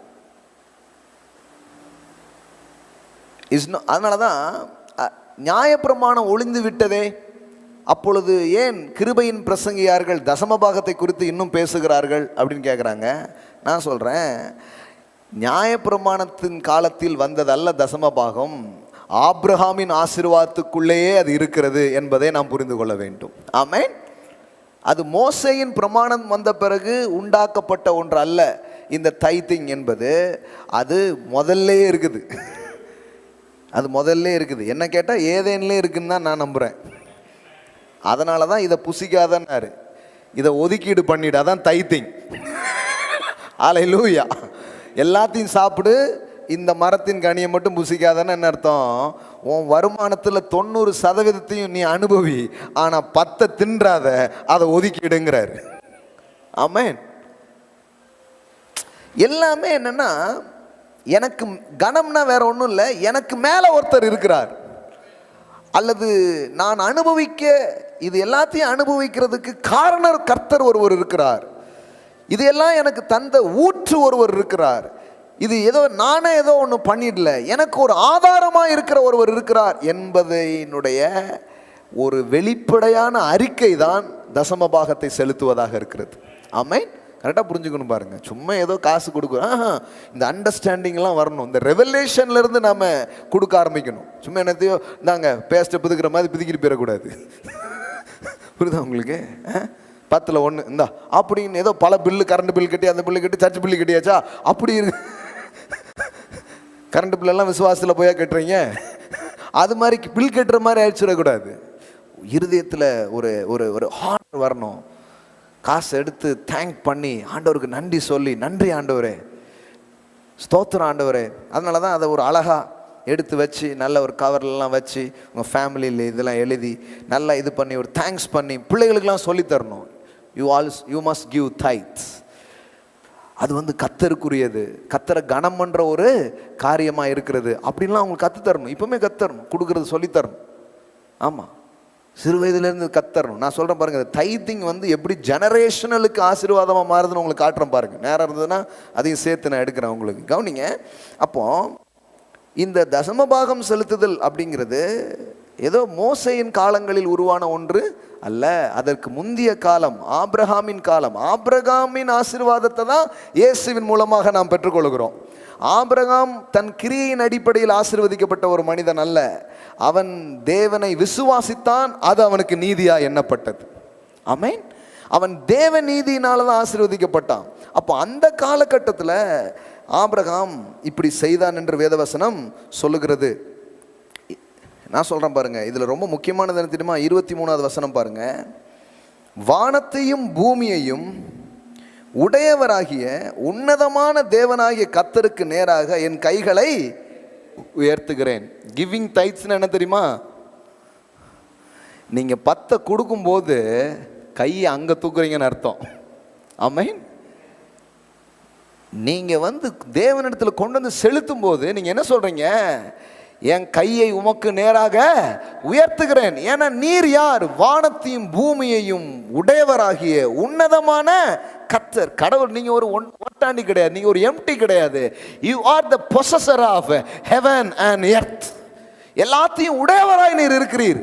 நீர் தான் எனக்கு எல்லாத்தையும் கொடுத்தீர் என்பதை நான் கொடுப்பதின் மூலம் நம்முடைய கையை அவருக்கு நேராக உயர்த்துகிறோம். அப்போ நான் சொல்கிறேன், தசமபாகம் என்பது நம் கைகளை வானங்களுக்கு நேராக உயர்த்துகிற ஒரு அனுபவமாக இருக்குது. இப்படி உயர்த்துற ஒரு ஆள் ஒரு நாள் இப்படி உயர்த்த மாட்டான்னு நான் நம்புகிறேன். அங்கே கை உயர்த்துச்சுன்னா இங்கே கை நீட்டாதுங்க, ஏந்தாதுங்க, இங்கே இறைக்கிற கையாகத்தான் அது இருக்கும். எல்லாம் சொல்லுங்க, உயர்த்துகிற கை இறைக்கிற கையாக தான் இருக்கும், ஏந்திர கையாக இருக்காது. ஆமென். I believe that. அப்போ வானத்தையும் பூமியும் உடையவராகிய உன்னதமான தேவனுக்கு நேராக கையை உயர்த்துறேன்னா நிறைய பேர் கையென்னா இப்போ கையை தானங்க உயர்த்திடுறேன்றாங்க. சும்மா கை உயர்த்திடுவோம் அப்படின்னு இப்படி கை உயர்த்திடுறேன்.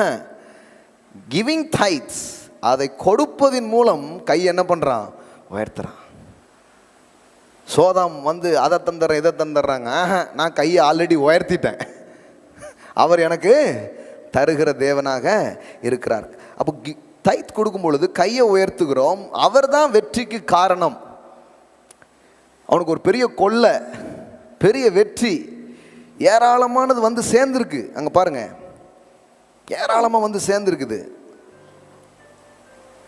அந்த வெற்றியை தேவனுக்கு சமர்ப்பிக்கிறான். அதான் விஷயம். நீங்கள் டைத் கொடுக்கும்போது என்ன பண்ணுறீங்க, you are going to submit your success to God. You will dedicate your success to God. உங்களுடைய சின்ன வருமானமோ பெரிய வருமானமோ வரும்போது செலுத்தும் பொழுது சில சொல்கிறாங்க இல்லையா, I will dedicate this book for this person, I will dedicate this song for this person. இவங்களுக்கு இதை அர்ப்பணிக்கிறேன்னு நம்ம சொல்கிறோம். ஒவ்வொரு முறையும் நீங்கள் டைட்ஸ் கொடுக்கும்போது என்ன சொல்கிறீங்கன்னா, I will dedicate my success to my God. எல்லா புகழும் இறைவனுக்கே. ஆமென். அதான் அர்த்தங்க. நீங்க கொடுப்பதின் மூலம் என்ன சொல்றீங்க, ஹானர் அவருக்கு செலுத்துறீங்க, நன்றி அவருக்கு. இவ்வளோ மேட்டர் இருக்குது. இது ஏதோ ஒரு சாதாரணமான ஒரு காரியம் கிடையாது, ரொம்ப ஆழமான ஒரு காரியம், ரொம்ப அர்த்தத்தோடு செய்ய வேண்டிய காரியம். ஆனால் மக்கள் வந்து பயத்தில் தான் இது வரைக்கும் பண்ணியிருக்காங்களே தவிர வெளிப்பாட்டிலிருந்து, விசுவாசத்திலிருந்து, அன்பிலிருந்து, கனத்தின் அடிப்படையில் செலுத்தாததுனால தான் சிலர் தசமபாகம் செலுத்தி கூட நல்லா இல்லாமல் இருக்கிற ஆட்கள்லாம் இருக்கிறாங்க. ஏன் தெரியுமா, அந்த அந்த ரெவலேஷனே வரல. ஏதோ கரண்ட் பில் கட்டுற மாதிரி கட்டிட்டு போயிட்டாங்க. கத்தர் பில்லை அங்கே 10 இங்கே 10 உனக்கு 10 கம்பெனிக்கு 10, உனக்கு 50 எனக்கு 50 கம்பெனிக்கு 50 மாதிரி இந்த ரேஞ்சில் பண்ணிட்டாங்க எல்லாமே. தவிர அதை குறித்த ஒரு உணர்வு, ஒரு வெளிப்பாடோட நாம் அதை செய்ய வேண்டும். ஏமேன். இப்போ கவனிங்க, ஆபிரகாம் யாருக்கு கொடுத்தான், மெல்கி சேதேக். மெல்கி சேதேக்னா அயன் பண்ணாத ஒரு சட்டையும் அருந்து போன ஒரு செருப்பும் போட்ட ஒரு பாஸ்டர் கிடையாது. ஹலோ, மெல்கி சேதேக்கு வந்து அவனுக்கு 2 ரோல். ஒன்று அவர் கிங்கு, இன்னொன்று அவன் ப்ரீஸ்ட். அவன் ராஜாவும் அவன் ஆசாரியனுமா. ஆமென். தசமபாகம் வந்து ஆள் யாருன்னு பார்த்து செலுத்துறது இல்லை. ஆள் வந்து சுருங்கின சட்டை போட்டுக்காரா, செருப்பு கிருப்பு இல்லாமல் இருக்கா, அப்படி பார்த்து செலுத்துறது இல்லை. ஆள் பார்க்கறதுக்கு ராஜா மாதிரி இருப்பார். ராஜா மாதிரி தான் அவன் ராஜாங்க. அதாவது அவருக்கு தேவைன்னு இவன் கொடுக்கல, தேவனை கனம் பண்ணணுங்கிறதுக்காக அவன் கொடுக்குறான். ஆமென். சில சொல்லுவாங்க, தம்பி டைமண்ட் ரிங்கு, பிராஸ்லெட்டு, செயின் எல்லாம் போட்டுட்டு போய் நின்னா எப்படி கொடுப்பாங்களா அப்படிங்காங்க. நான் சொன்னேன், நீங்கள் தேவையின் அடிப்படையில் கொடுக்குறத ஜனங்கள் சொல்லி கொடுத்துருக்கீங்க, நான் கணத்தின் அடிப்படையில் கொடுப்பதை சொல்லி கொடுத்துருக்குறேன். அதனால் எனக்கு நிறைய வந்துக்கிட்டே இருக்குது. எனக்கு தேவை இருக்கிறது அப்படி அதனால் கொடுங்க அப்படி சொல்கிறது இல்லை. தசமபாகம் என்பது தேவைக்காக கொடுக்கறது இல்லை, தேவனுக்காக கொடுக்கறது, தேவனை கனம் பண்ணும்படியாக கொடுக்கறது. இன்னும் சொல்ல போனால், என் தேவையை அவர் சந்தித்தார், ஆகையால் நான் கனம் பண்ணும்படியாக நான் கொடுக்குறேன். எவ்வளோ அர்த்தம் இருக்கு பாருங்களேன். நான் தேவையில் இருந்தேங்க, என் தேவையை என் தேவன் சந்தித்தார், ஆகையால் என் தேவனை நான் கனம் பண்ணும்படி நான் கொடுக்குறேன். அவ்வளோ காரியம். அப்போ வந்து சில சொல்லுவாங்க, நல்ல கோட்டு சுட்டு போட்ட ஆளுக்கெல்லாம் கொடுத்துடாத, கார் வச்சிருக்கிற ஆளுக்கு கொடுத்துடாத, அங்கே பாரு ஒருத்தர் சைக்கிளில் கஷ்டப்பட்டு இருக்கிறார், அவருக்கு கொடுங்க. அது ஏழைகளுக்கு கொடுப்பது. புரியுங்க உங்களுக்கு? அது இருக்குது பைபிளில். ஏழைகளுக்கு கொடுக்குறவன் கர்த்தருக்கு கடன் கொடுக்குறான், அவன் கொடுத்ததை திருப்பி கொடுப்பார். ஆனால் தைட்ஸ் வந்து அப்படி கிடையாது. I will open the flood gate of heaven. அங்கே கொடுத்ததை அப்படியே டபுள்.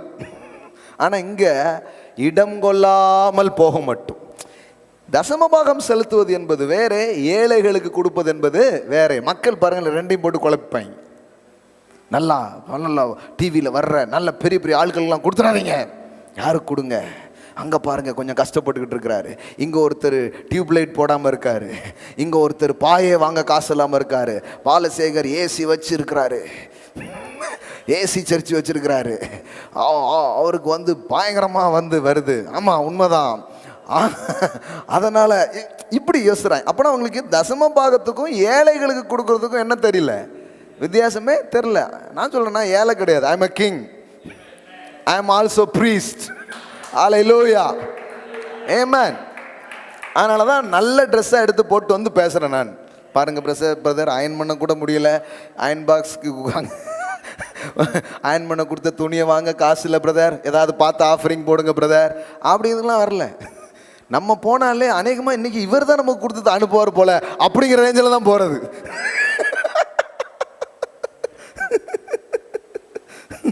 நிறைய நேரம் அதை தான் பண்ணவும் செய்கிறோம் நம்ம, அது வேற கதை.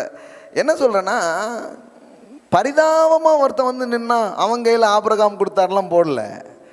அங்கே பாருங்கள், அன்றியும் உன்னதமான தேவனுடைய ஆசாரியனாய் இருந்த சாலமின் ராஜாவாகிய மெல்கிசேதேக்கு அப்பமும் திராட்சரசமும் கொண்டு வந்து. புரியுதா உங்களுக்கு? அப்பமும் திராட்சரசம்னா என்ன மைண்டில் வருது? கம்யூனியன். அப்பமே இருக்குது, பிரெட் அண்ட் வைன் கொண்டு கொடுக்குறான்.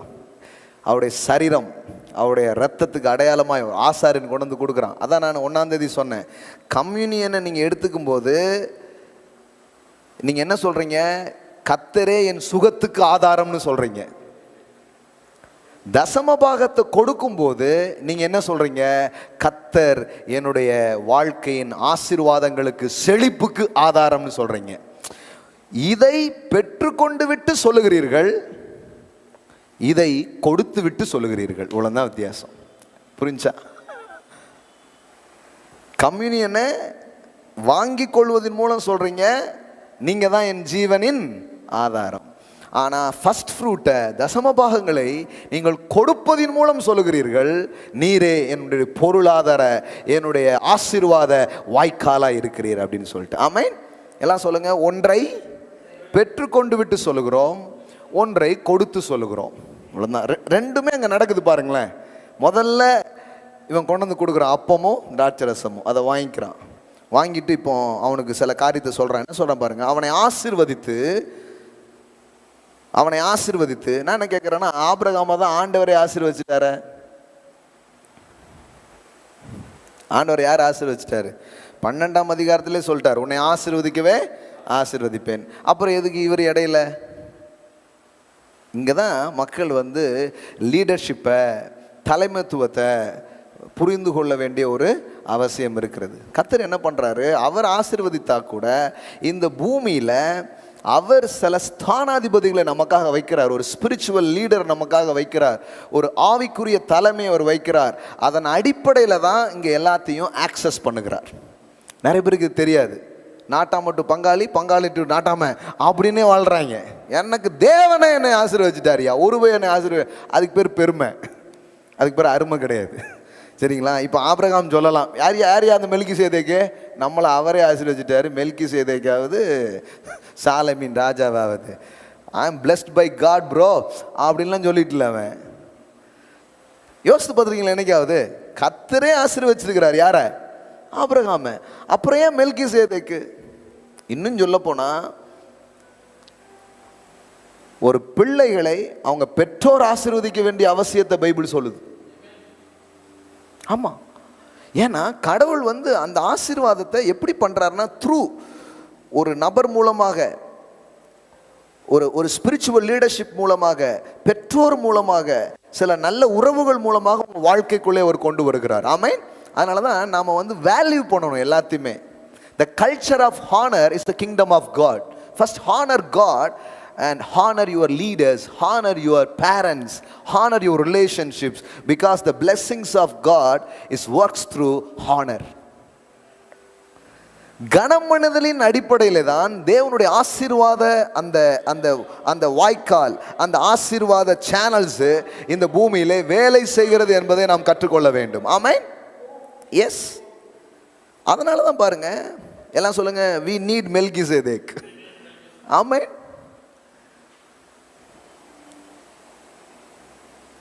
அவன் இயேசு கிறிஸ்துவுக்கு, இந்த மெல்கிசேதேக் கிறிஸ்துவுக்கு அடையாளமாக சொல்லப்படுகிறார். சரி, இப்போ அதை அப்படியே சிலர் கேட்குறாங்க, இந்த தசமபாகம் செலுத்துவதை பற்றி புதிய ஏற்பாட்டில் எதுவுமே இல்லை அப்படிங்கிறாங்க.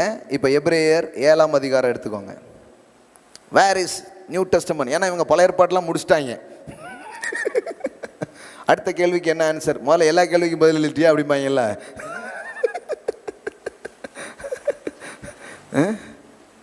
இதுகளுக்கு கொடுக்குற புத்தி எப்போவுமே கிடையாது. அதனால் மூணு கேள்வியும் கேட்கும். எனக்கு தெரிஞ்சு நான் பார்த்துட்டேன், கொடுக்குறவங்க எந்த கேள்வியுமே கேட்குறது இல்லை, கொடுக்காதவங்க உருளாம்பட்ட கேள்வியெலாம் கேட்பாங்க. ரொம்ப சிம்பிள் பாருங்களேன்.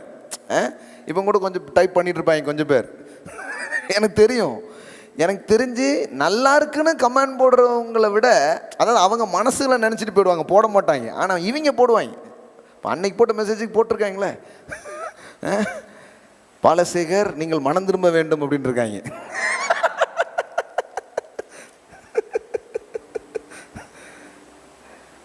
எபிரேயர் 7ஆம் அதிகாரம் பாருங்க, 1வது வசனம்.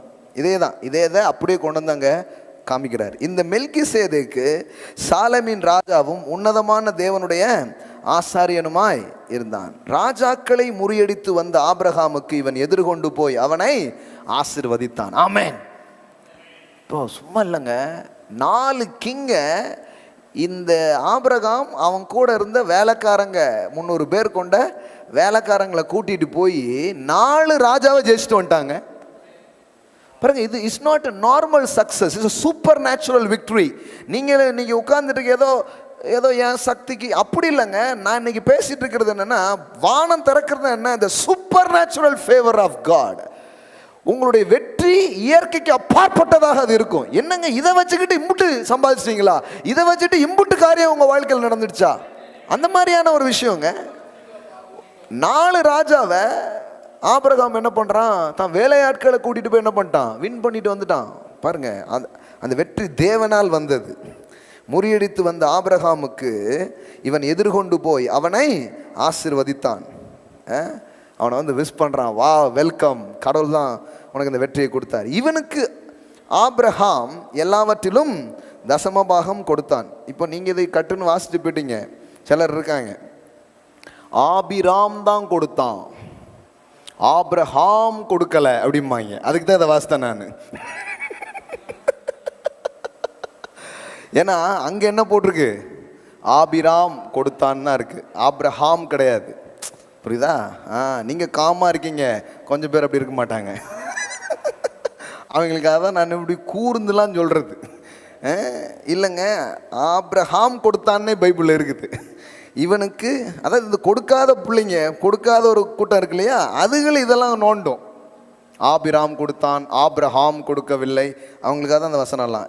இவனுக்கு ஆபிரகாம் எல்லாவற்றிலும் தசமபாகம் கொடுத்தான். இவனுடைய முதற் பேராகிய மெல்கிசேதேக்குக்கு நீதியின் ராஜா என்றும், பின் சாலமின் ராஜா என்பதற்கு சமாதானத்தின் ராஜா என்றும் அர்த்தமாம். இவன் தகப்பனும் தாயும் வம்ச வரலாறும் இல்லாதவன். இவன் நாட்களின் துவக்கமும் ஜீவனின் முடிவும் உடையவனாயிராமல் இவன் தேவனுடைய குமாரனுக்கு ஒப்பானவனாய் என்றைக்கும் ஆசாரியனாய் நிலைத்திருக்கிறான். ரொம்ப பெரிய ஒரு விஷயம். இவன் எவ்வளவு பெரியவனாய் இருக்கிறான் பாருங்கள். கோத்திர தலைவனாகிய ஆபிரகாம் முதலாய் கொள்ளையிடப்பட்ட பொருட்களில் இவனுக்கு தசமபாகம் கொடுத்தான். இதை ஏன் புதிய ஏற்பாட்டில், அதுவும் எபிரேயர் புத்தகத்தில் கொண்டு வந்து இதை பேசணும்? கொஞ்சம் யோசித்து பாருங்க. ரொம்ப முக்கியமான விஷயம் அதில் இருக்கு பாருங்க. லேவி புத்திரரில் ஆசாரியத்துவத்தை அடைகிறவர்களும் ஆபிரகாமின் அறையிலிருந்து வந்த தங்கள் சகோதரரான ஜனங்களின் கையிலே நியாயப்பிரமாணத்தின்படி தசமபாகம் வாங்குகிறதற்கு கட்டளை பெற்றிருக்கிறார்கள். ஆகிலும் அவருடைய வம்ச வரிசையில் வராதவனாகிய இவன் ஆபிரகாமின் கையில் தசமபாகம் வாங்கி வாக்குத்தத்தங்களை பெற்றவனை ஆசீர்வதித்தான். ஆமென். ப்ராமிஸ் அவனுக்கு இருக்குதுங்க, ஆனா தைத் வந்து அதை ஆக்டிவேட் பண்ணுது. வாக்குத்தத்தம் ஏற்கனவே யாருக்கு உண்டாயிடுச்சு? ஆனால் இங்கே என்ன போட்டிருக்கு பாருங்களேன், அவன் அதை வாங்கி வாக்குத்தத்தங்களை பெற்றவனை ஆசீர்வதித்தான். ஆமென். அதனால தான் பாருங்கள், நான் இதை செலுத்துகிற பிள்ளைங்க கொண்டு வந்து கொடுக்குறாங்க போது I release some blessings, I speak some blessings. ஏன்னா ஏற்கனவே அவங்களுக்கு வாக்குத்தத்தம் இருக்குது. ஆனால் தேவனுடைய ஸ்தானாதிபதியாக, தேவனுடைய பிரதிநிதியாக நாம் நின்று கொண்டு அதை வாங்கி அவர்கள் மேல் அந்த ஆசீர்வாதங்களை பேசுகிறோம். ஆமென். இன்னும் சொல்ல போனால் இது எப்படி சொல்லி வருதுங்கிறத உங்களுக்கு நான் விளக்குறேன் பாருங்கள். சிறியவன் பெரியவனாலே ஆசீர்வதிக்கப்படுவான், அதற்கு சந்தேகமே இல்லை. அன்றியும் இங்கே கவனிங்க, அன்றியும் இங்கே மரிக்கிற மனுஷர் தசமபாகம் வாங்குகிறார்கள். அங்கேயோ, எல்லாம் சொல்லுங்க, அங்கேயோ பிழைத்திருக்கிறான் என்று சாட்சி பெற்றவன் வாங்கினான். அப்போ இங்கே கடவுளுடைய பிரதிநிதியா நின்று மனிதர்கள் என்ன பண்ணுறாங்க, தசம பாகங்களை வாங்குகிறார்கள். ஆனால் ஆபிரகாம் யார்கிட்ட கொடுத்தான்னா, என்றென்றைக்கும் பிரதான ஆசிரியராக இருக்கிற இயேசுவின் கரங்களிலே அவன் கொடுத்தான். ஆமென். அப்போ தசம பாகத்தை பற்றி புதிய ஏற்பாட்டில் இல்லைன்னு, இங்கே மரிக்கிற மனிதர்கள் தசமபாகம் வாங்குகிறார்கள். எல்லாம் சொல்லுங்க, வாங்குகிறார்கள். அங்கேயோ பிழைத்திருக்கிறேன் என்று சாட்சி பெற்றவன் வாங்கினான்.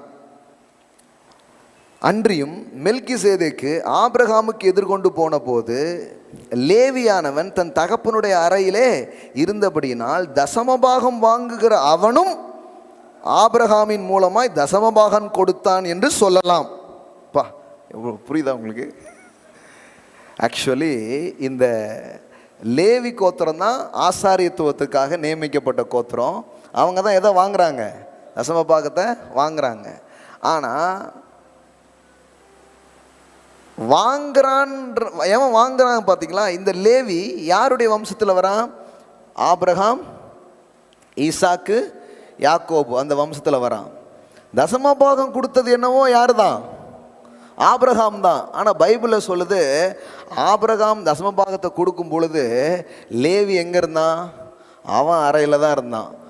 அப்போ ஆபிரகாம் கொடுத்ததை ஈசாக்கு, யாக்கோபு, லேவி 4வது தலைமையில் இருக்கிற ஒருத்தன் கொடுத்ததாவே கடவுள் கணக்கில் வச்சு அதை ஒரு ஆசீர்வாதமாக பேசுகிறாரு பாருங்களேன். உங்களுக்கு புரியுதான்னு தெரில. டைட்ஸ் கொடுக்கும்போது நீங்கள் மட்டும் கொடுக்கல, அது ஒரு ஜெனரேஷனவே கணக்கில் கொள்ளப்பட்டு அது ஒரு ஆசீர்வாதமாக மாற ஆரம்பிக்குது. ஆமென். நீங்கள் கொடுக்கும்போது உங்கள் பேரப்பிள்ளைக்கெல்லாம் சேர்த்து கொடுத்துருக்கீங்களா? என்னன்னா நிறைய பார்க்கல, சிலதை நீங்கள் பார்ப்பீங்க, சிலதை உங்கள் பிள்ளைங்க பார்ப்பாங்க, சிலதை உங்கள் பேர பிள்ளைங்க, பிள்ளைகளின் பிள்ளைகள் கூட அவர்கள் பார்ப்பார்கள். ஆமென். அவன் அறையில் இருந்தானா, லேவியும் கொடுத்தான்னு என்ன பண்ண முடியும், சொல்ல முடியும். ஏன்னா அவன் யாருக்குள்ள தான் இருந்தான்? ஆபிரகாமுக்குள்ள தான் இருந்தான். ஆமென். இப்போ தைத்திங்க கடவுள் அந்த நேரத்துக்கான ஒரு மேட்டரா பார்க்காம 4 தலைமுறைக்கான காரியமா பார்க்குறாரு. புரியுதுங்களா அதனுடைய விஷயம் எவ்வளோ ஆழமா இருக்குதுன்ட்டு? வாங்குகிற அவனும் ஆபிரகாமின் மூலமாய் தசமபாகம் கொடுத்தான் என்று சொல்லலாம். அப்போ புதிய ஏற்பாட்டில் எதுவுமே அதை பற்றி சொல்லலன்னு போடல. புதிய ஏற்பாட்டில் இவ்வளோ அழகா என்ன பண்ணுறாரு, சொல்கிறார். சரி, இப்போ ஒரே ஒரு விஷயத்தை சொல்லி முடிக்க விரும்புகிறேன். அப்பொழுது அப்படின்னு சொன்னார் பார்த்தீங்களா? அப்பொழுது வானத்தின் பலகணிகளை திறந்து அப்படிங்கிறார். அப்போ நிறைய பேருக்கு என்ன, நம்ம செய்ய ஆரம்பித்த உடனே தான் கடவுள் செய்ய ஆரம்பிக்கிறாரா? இப்போ கிரியை மாறி இருக்க அப்படின்னு கேள்வி கேட்குறாங்க. ரொம்ப சிம்பிளாக சொல்கிறேன் பாருங்கள். உங்களுக்கு முதல்ல ஒரு கிரியை கிடையாது. அதான் முதலே சொல்லிட்டேன், தசமபாகம் என்பது நியாயப்பிரமாணத்துக்கு கீழே இல்லை, அது எங்கே இருக்குது? கிருபையின் கீழே இருக்குது. அது ஆபிரகாமின் காலத்திலேயே அது வைக்கப்பட்டது. அது என்றென்றும் தொடர்கிற ஒரு விஷயமா இருக்குது. கடவுள் அதை என்ன பண்ணல, மாற்றவே இல்லை. இப்போ நீங்கள் கொண்டு வந்து கொடுக்கும்போது அது கிரியையா இல்லை. நீங்கள் கொண்டு வந்து கொடுக்கும்போது என்ன பண்ணுறீங்கன்னா, தேவனோடு ஒத்துழைக்கிறீங்க. தேவனோடு என்ன பண்ணுறீங்க, ஒத்துழைக்கிறீங்க. ஏன்னா தேவனுடைய ராஜ்யத்தில் எல்லா காரியமும் மனிதனின் ஒத்துழைப்பின் பேரிலேயே நடக்கிறது. இது ரொம்ப முக்கியமான ஒரு விஷயம். ஏன் நான் இங்கே ஜெபம் பண்ணுறீங்க? அப்போ ஜெபம் கிரியையா?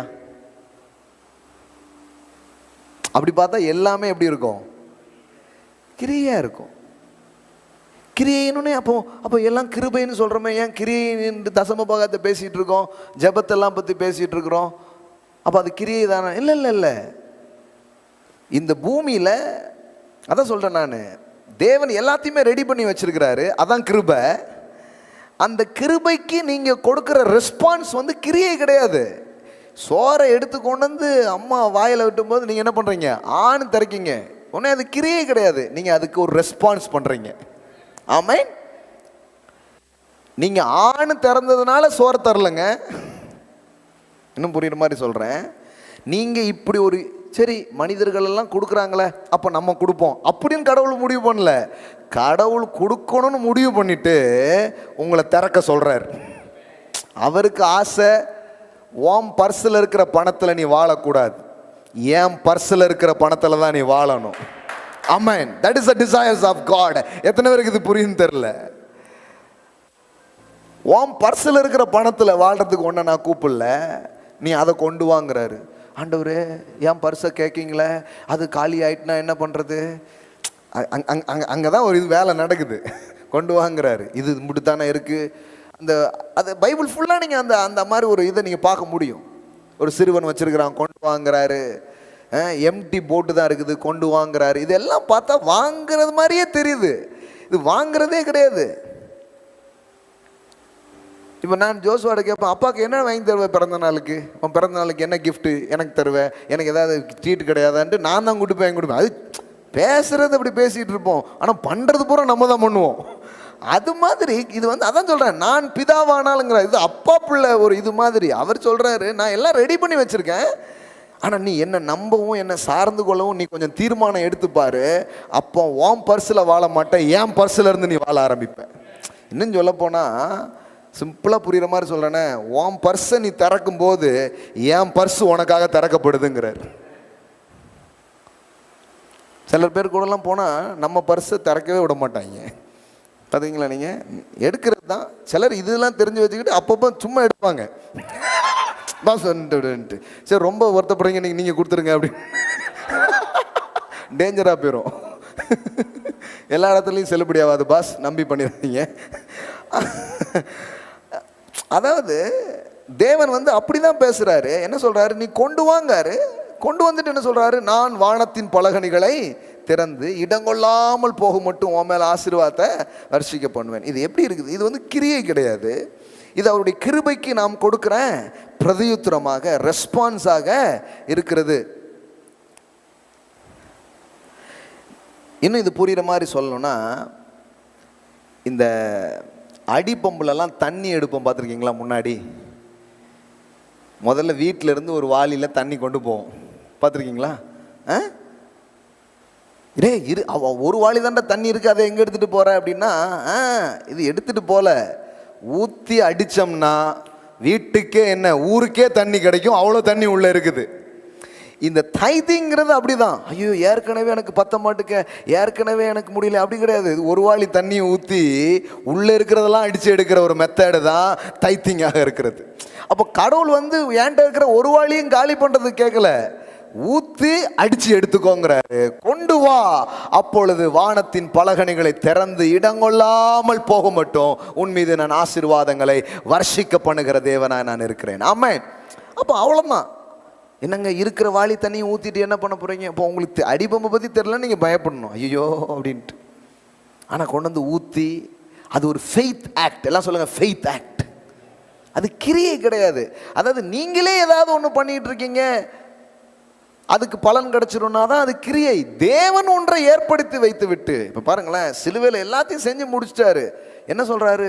அவர் உன் இருதயத்தில் விசுவாசி, உன் வாயினால் அறிக்கை பண்ணு, அப்பொழுது நீ ரட்சிக்கப்படுவாய்ங்கிறாரு. இதுக்கு பேர் கிரியை கிடையாது. தேவன் செய்திருக்கிற காரியத்துக்கு நான் செய்கிற பிரதியுத்தரமாக இருக்கிற, it's a response to God. இந்த உலகத்தில் எல்லாரும் கொண்டு வந்து இப்படி முதன்மையானது கடவுளுக்கு செலுத்துகிற பழக்கம் எல்லாருக்கும் இல்லை. ஆனால் கடவுள் சொல்கிறாரு, நீ என்ன நம்புறியா? நான் தான் உன் ஊற்று நம்புறியா? நான் தான் உன்னை ஆசீர்வதிக்கிற நம்புறியா? அப்படின்னா நீ கொண்டு வந்து செலுத்திப்பாரு, அப்போ வேற லெவலில் நீ வாழ ஆரம்பிப்ப அப்படிங்கிறார். You will live under the open heaven. திறந்த வானத்துக்கு கீழே நீ வாழ ஆரம்பிப்ப. அப்போ இது ஒரு கிரியை கிடையாது, இது ஒரு கிருபையின் வழிதான். தேவன் செய்து வைத்திருக்கிற காரியத்திற்கு நீங்கள் பண்ணக்கூடிய ரெஸ்பான்ஸாக அது இருக்கிறது. ஆமென். அப்போது என் ஆலயத்தில் ஆகாரம் உண்டாயிருக்கும்படி தசம பாகங்கள் எல்லாம் பண்டசாலையில் கொண்டு வாருங்கள், அப்பொழுது நான், எல்லாம் சொல்லுங்க, அப்பொழுது நான். அதாவது என்னமோ நம்ம தான் முதல்ல ஆக்ட் பண்ணுற மாதிரி இருக்கும். இல்லை, அவர் போரை போட்டு தண்ணியை ரெடி பண்ணி வச்சுட்டு ஊற்றுங்க. இப்போ யாருடைய ஆக்ட் ஃபர்ஸ்ட்டில் வந்து நினைக்கிறீங்க? ஸ்டோர் ஹவுஸில் எல்லாத்தையும் ரெடி பண்ணிவிட்டு தம்பி சாவியை போடுங்கிறார். அந்த சாவி தாங்க தைத்திங்க, வேற ஒன்றுமே கிடையாது. ஸ்டோர் ஹவுஸில் இருக்கிறது எல்லாம் உனக்கு தான், நீ வந்து சாவியை போடு தரேங்கிறாரு. என்ன சாவி? ஓன்ட்ட இருக்கிறத எடுத்து திறந்தன்னா அதான் சாவி, உள்ளே இருக்கிறதெல்லாம் உனக்குங்கிறார். ஹல்லேலூயா. வானத்தின் பல மதகுகளை நான் திறந்து இடங்கொள்ளாமல் போக மாட்டேன். எல்லாம் சொல்லுங்க, இடங்கொள்ளாமல் போக மாட்டேன். ஏங்க, கடவுளுக்கு ஒரு ஐடியா இருக்கும்னா ஏதோ போதுமானது உங்களுக்கு இருக்கிறது அப்படிங்கிறது இல்லை. இடங்கொள்ளாமல் போக மட்டும் வாழுகிற வாழ்க்கை தான் உங்களுக்கான தேவனுடைய யோசனையாக அது இருக்கிறது. ஆமென். ஓவர்ஃப்ளோ, எல்லாம் சொல்லுங்க, ஓவர்ஃப்ளோ. இடங்கொள்ளாமல் போக மட்டும் நான் உன் மீது ஆசீர்வாதத்தை வருஷிக்க மாட்டேனோ என்பதை சோதித்து பார் அப்படிங்கிறாரு. அப்போ இது ஒரு கிரியை கிடையாது, இது நிறைய இடத்துல இருக்குது. ஃபைனலாக ஒரே ஒரு வசனம் வாசித்து நான் ஜெபிக்க விரும்புகிறேன். நீதிமொழிகள் 3:10 பாருங்க. ரெண்டுமே 3:10 தான். ஹலோ, மல்கியா 3:10, நீதிமொழிகள் 3:10. மறக்காதுன்னு நினைக்கிறேன். நீதிமொழிகள் 3:10 பாருங்க. த சேம் திங்ஸ், அதே விஷயத்த சாலமோன் ஞானி அங்கே சொல்கிறாரு. 9வது வசனத்திலேருந்தே நான் படிக்கிறேன். உன் பொருளாலும் உன் எல்லா விளைவின் முதற் பலனாலும் கர்த்தரை கனம் பண்ணு. நான் சொல்லிட்டேன் இல்லையா, இது ஏதோ பணம் கொடுக்குற மேட்டர் இல்லை, இது என்னது? கணம். எல்லாம் சொல்லுங்க, கணம், ஹானர். காசு கொடுக்குறேன் இல்லை, கணம், மரியாதையை நான் என்ன பண்ணுறேன்? செலுத்துறேன். அப்போ கணம் பண்ணு, அப்பொழுது, அங்கேயும் அதே தான் வருது, அப்பொழுது உன் களஞ்சியங்கள் பூரணமாய் நிரம்பும், உன் ஆலைகளில் திராட்சரசம் புரண்டு ஓடும். 2 காரியங்கள் மேலே வசனம் சொல்லுது. உன் களஞ்சியங்கள் பூரணமாய் நிரம்பும், உன் அக்கௌண்ட் நிரம்பியே இருக்குங்கிறார். ஹல்லேலூயா. உன் களஞ்சியம் நிரம்பியே இருக்கும் அப்படிங்கிறார். குறையவே குறையாதுங்கிறார். நான் இதை எக்ஸ்பீரியன்ஸ் பண்ணி தான் உங்ககிட்ட பேசிகிட்டு இருக்கிறேன். நான் குறையவே குறையாது. எடுத்துகிட்டே இருக்கிறோம், கொடுத்துட்டே இருக்கிறோம், செஞ்சுக்கிட்டே இருக்கிறோம், பெருகிக்கிட்டே இருக்கு, நிரம்பும். அப்புறம் சொல்கிறாரு, உன் ஆலைகளில், அதான் உங்கள் பிஸ்னஸ் வேர்ல்ட், உங்களுடைய தொழில், நீங்கள் செய்கிற வேலை, அதில் சொல்கிறாரு உன் ஆலைகளில், தொழிற்சாலைகளில் திராட்சை ரசம் புரண்டு ஓடும். யாருக்கு பிஸ்னஸ் இருக்குது இல்லையப்பா? உனக்கு புரண்டோடுகிற ஒரு பிஸ்னஸ் இருக்கும், உனக்கு புரண்டு ஓடுங்கிறார். ஏன்னா நீ வந்து இந்த உலகத்தில் என்ன நிலவரம் அதில் இல்லை, வானம் திறந்து உன் மேலே கொட்டப்படுகிறது, அதற்கு கீழே வாழ தேவன் உன்னை அழைத்திருக்கிறார். ஆமென். லிவிங் அண்டர் த ஓப்பன் ஹெவன்னா இதாங்க. த tithing is a key to open heaven. வானத்தை திறக்கிற சாவியை தேவன் நம் கரங்களில் கொடுத்திருக்கிறார். விசுவாசத்தின் செயலாக அது இருக்கிறது. ஆமென். ஹல்லேலூயா. எழுந்து நிற்போம். அடுத்த வாரம் இன்னும் நிறைய பேச போகிறேன். ஒன்று சொல்ல விரும்புகிறேன். எழுந்து நிற்போம். நீங்கள் இப்பொழுது கத்திற்கென்று நீங்கள் கொடுக்க விரும்புகிறவர்கள் உங்கள் கரங்களை எடுத்துக்கொள்ளலாம். ஆன்லைன் மூலமாக உங்களுடைய டைட்ஸ் அண்ட் ஆஃபரிங், உங்களுடைய சீட்ஸ், நீங்கள் எது கொடுக்க விரும்பினாலும் எடுத்துக்கொள்ளலாம். இதை பற்றி உங்களுக்கு வெளிப்பாடே வரலன்னா விட்டுருங்க, ஆண்டவர்கிட்ட கேளுங்க. ஆண்டவரே, பிடுங்கிறதுக்காக கேட்குறாங்களா, பயமாக இருக்கு ஆண்டவரே, எனக்கு கொஞ்சம் சொல்லித்தாங்களான்னு கேளுங்க, அவரே உங்களுக்கு வெளிப்படுத்துவார். உங்கள் பாக்கெட்டை காலி பண்ணுற நோக்கம் எங்கள் நோக்கம் கிடையாது. உங்கள் பாக்கெட்டை நிரப்புவது தான் தேவனுடைய நோக்கமும் எங்களுடைய நோக்கமுமாக இருக்கிறது. அந்த அதை இருதயபூர்வமாக விசுவாசித்து அதை பேசி கொண்டிருக்கிறோம். ஒரே ஒரு ஃபைனல் கொஸ்டினோட நான் முடிக்க விரும்புகிறேன். என்னென்னா, ஒரே கேள்வி மக்கள் என்கிட்ட கேட்குறாங்க. என்ன கேள்வினா, கொடுத்து விட்டு எதிர்பார்க்கலாமா அப்படின்னு கேட்குறாங்க. கொடுத்து விட்டு எதிர்பார்க்கலாமா? நீங்கள் பைபிள், நான் இன்றைக்கி ஒரு ஒரு ஒரு ஒரு ஒர்க்கு மாதிரி நீங்கள் செஞ்சு பாருங்கள். எங்கெல்லாம் பைபிளில் கிவிங் பற்றி இருக்குதோ அங்கெல்லாம் பைபிள் எதிர்பார்க்க சொல்லுகிறது. எந்த வசனம் இப்போ நம்ம வாஸ்தவமாக என்ன வாஸ்தவம்? உன் விளைவின் முதற் பலனால் கர்த்தரை கனம் பண்ணு. கனம் பண்ணுனா கனம் பண்ணு, போயிட்டு வா அப்படின்னு பைபிள் மூடல. அப்பொழுது உன் களஞ்சியத்தை பூரணமாய் நிரப்புவேன், உன் ஆலைகளில் திராட்சை புரண்டு ஓடுங்கிறது கர்த்தர் சொல்றாரு. ஆனா நிறைய பேர் என்ன சொல்றாங்கன்னா, நாம எதிர்பார்ப்போடு கொடுக்க கூடாது அப்படின்னு பைபிள் சொல்லங்க. நான் அதான் அடிக்கடி சொல்றேன், ரொம்ப my simple and humble request, ரொம்ப பெரிய பரிசுத்தவான ஆயிராதீங்க. மிஞ்சின நீதிமானாலாம் ஆக வேண்டிய அவசியமே. கடவுள் சொல்றார், நீ கொண்டு வா, நான் வானத்தின் பலகணிகளை திறப்பேன். அவர் இப்ப இந்த வசனத்தை வாசிக்கும் போது எனக்கு எதிர்பார்ப்பு வருதா இல்லையா? ஆண்டவரே உங்க பின்னாடி வரோம், என்ன கிடைக்கும்னு கேட்கிறான். என்ன கிடைக்கும் என்றா கேட்டாய், வாயிலேடி வாயிலேடி அப்படின்னு சொல்லல அவரு. அவர் சொல்றாரு, இன்மையிலும் மறுமையிலும் 100 மடங்கு நீ பெற்றுக்கொள்வாய் அப்படின்னு சொன்னார். ஆமென். நடஞ்சா நடக்கலையா பேதுருடைய வாழ்க்கையில? கேட்டான்ல என்ன கிடைக்கும்னு, 100 மடங்குன்னாரு.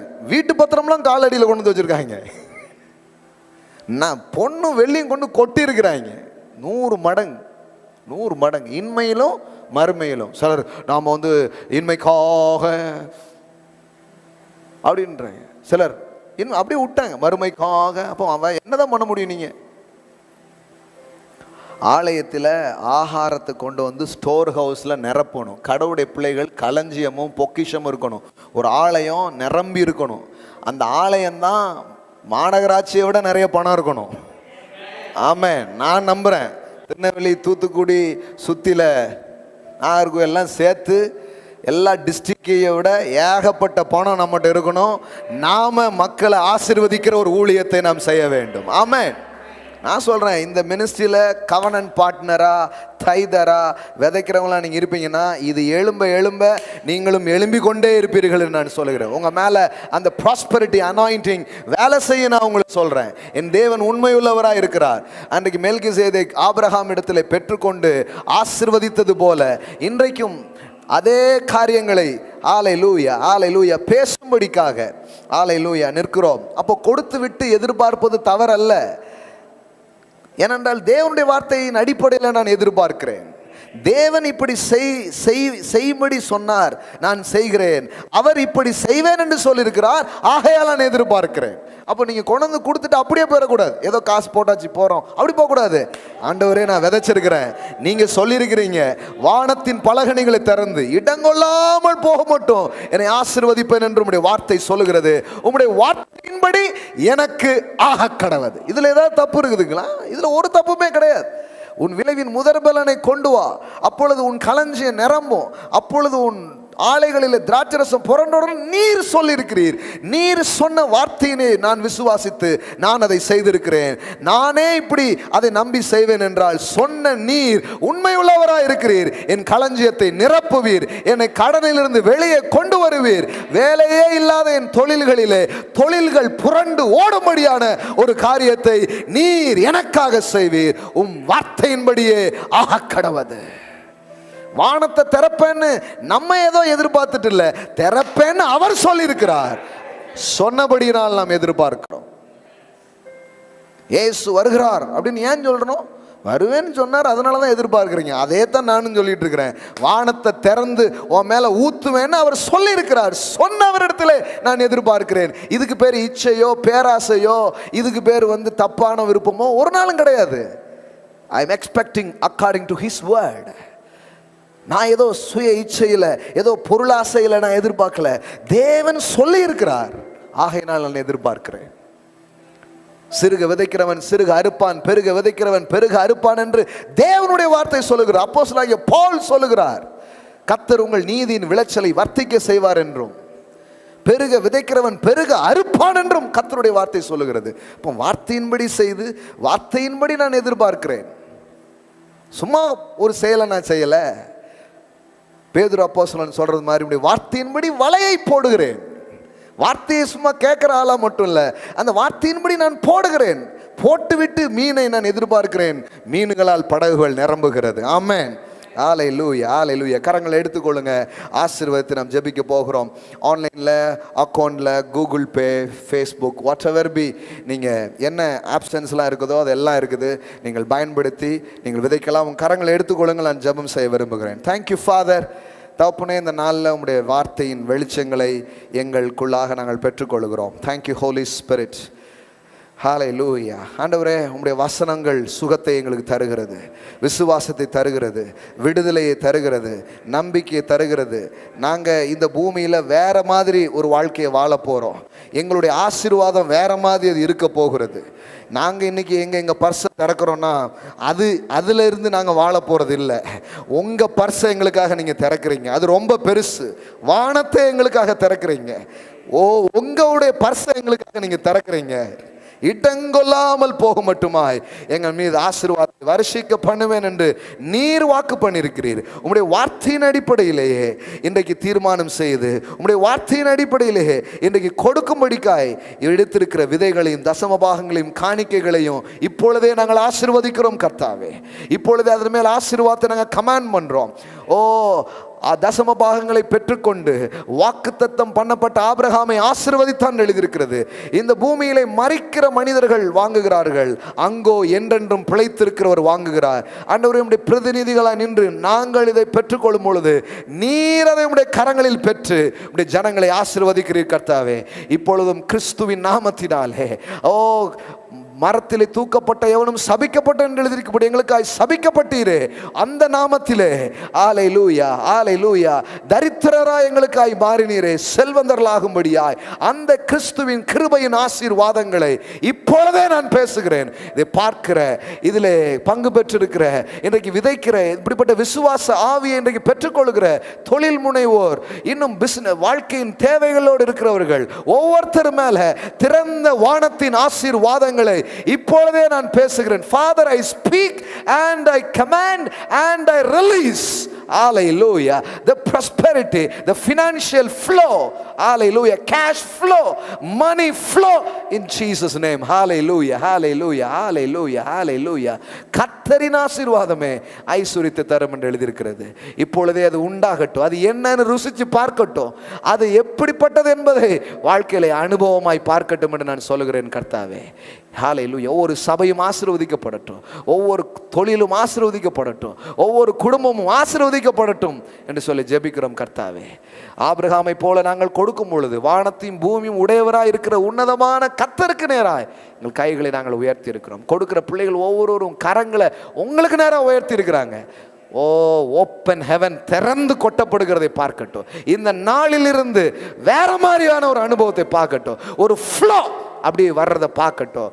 பண விஷயத்தில் இருக்கிற தடைகள் நீங்கட்டும், பண விஷயங்கள் இருக்கிற போராட்டங்கள் நீங்கட்டும், பண விஷயங்களிலே இருக்கிற குறுகலான நிலைகள் நீங்கி ஒரு பெருக்கம் ஏற்படட்டும். நான் பேசுகிறேன் ஆண்டவரே. You are the God of increase. நீர் பெருக்கத்தின் தேவன், அறுவடையின் தேவன். விதைக்கிற ஒவ்வொரு பிள்ளைகளுக்கும் அறுவடையை கொடுக்கும்படிக்காய் ஜெபிக்கிறோம். அவ்விதமாய் செய்கிறீர், உமக்கு நன்றி. இயேசுவின் நாமத்தினால் பிதாவே. Amen, amen, amen, amen, amen. Praise God. Hallelujah.